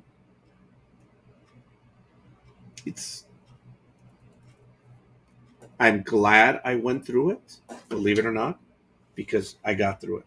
And I'm just never going to be there again. So, Mr. Brown, thank you for being open about it. And it's good, man. Someone hopefully will be there to pay attention. We will. Mr. Brown, you can contact us. Sports Talk with the Guys. You can contact me. Anyone.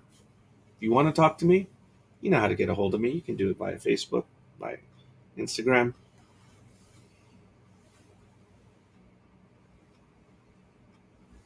That's what being neighborly is all about. We're human beings. We're all in this together. So, that being the case, I do not have my co-hosts as I normally do, and this program functions with the co-hosts. I don't like just talking to the screen and have no one else here. So we've done what we're going to set out to do. So there's some other stories, but without the commentary of everyone else, it just doesn't work. So it is 8:51 a.m. We're going to call it. We want to thank you for joining us early Saturday morning, and we hope your holiday is great. We will be on this Saturday, Thanksgiving weekend, and we'll probably be on the Facebook site on Thursday commenting about the games. So for everyone else, I want to thank you for joining us, and we'll see where we'll go from here. I'm going to have the picks posted on Facebook, so if you want to add and join us, you know what to do. So, all right, folks, on behalf of Dreem, Scorekeeper, and Big Dawg, this is Sports Talk with the Guys. We'll see you guys on the other side. Peace!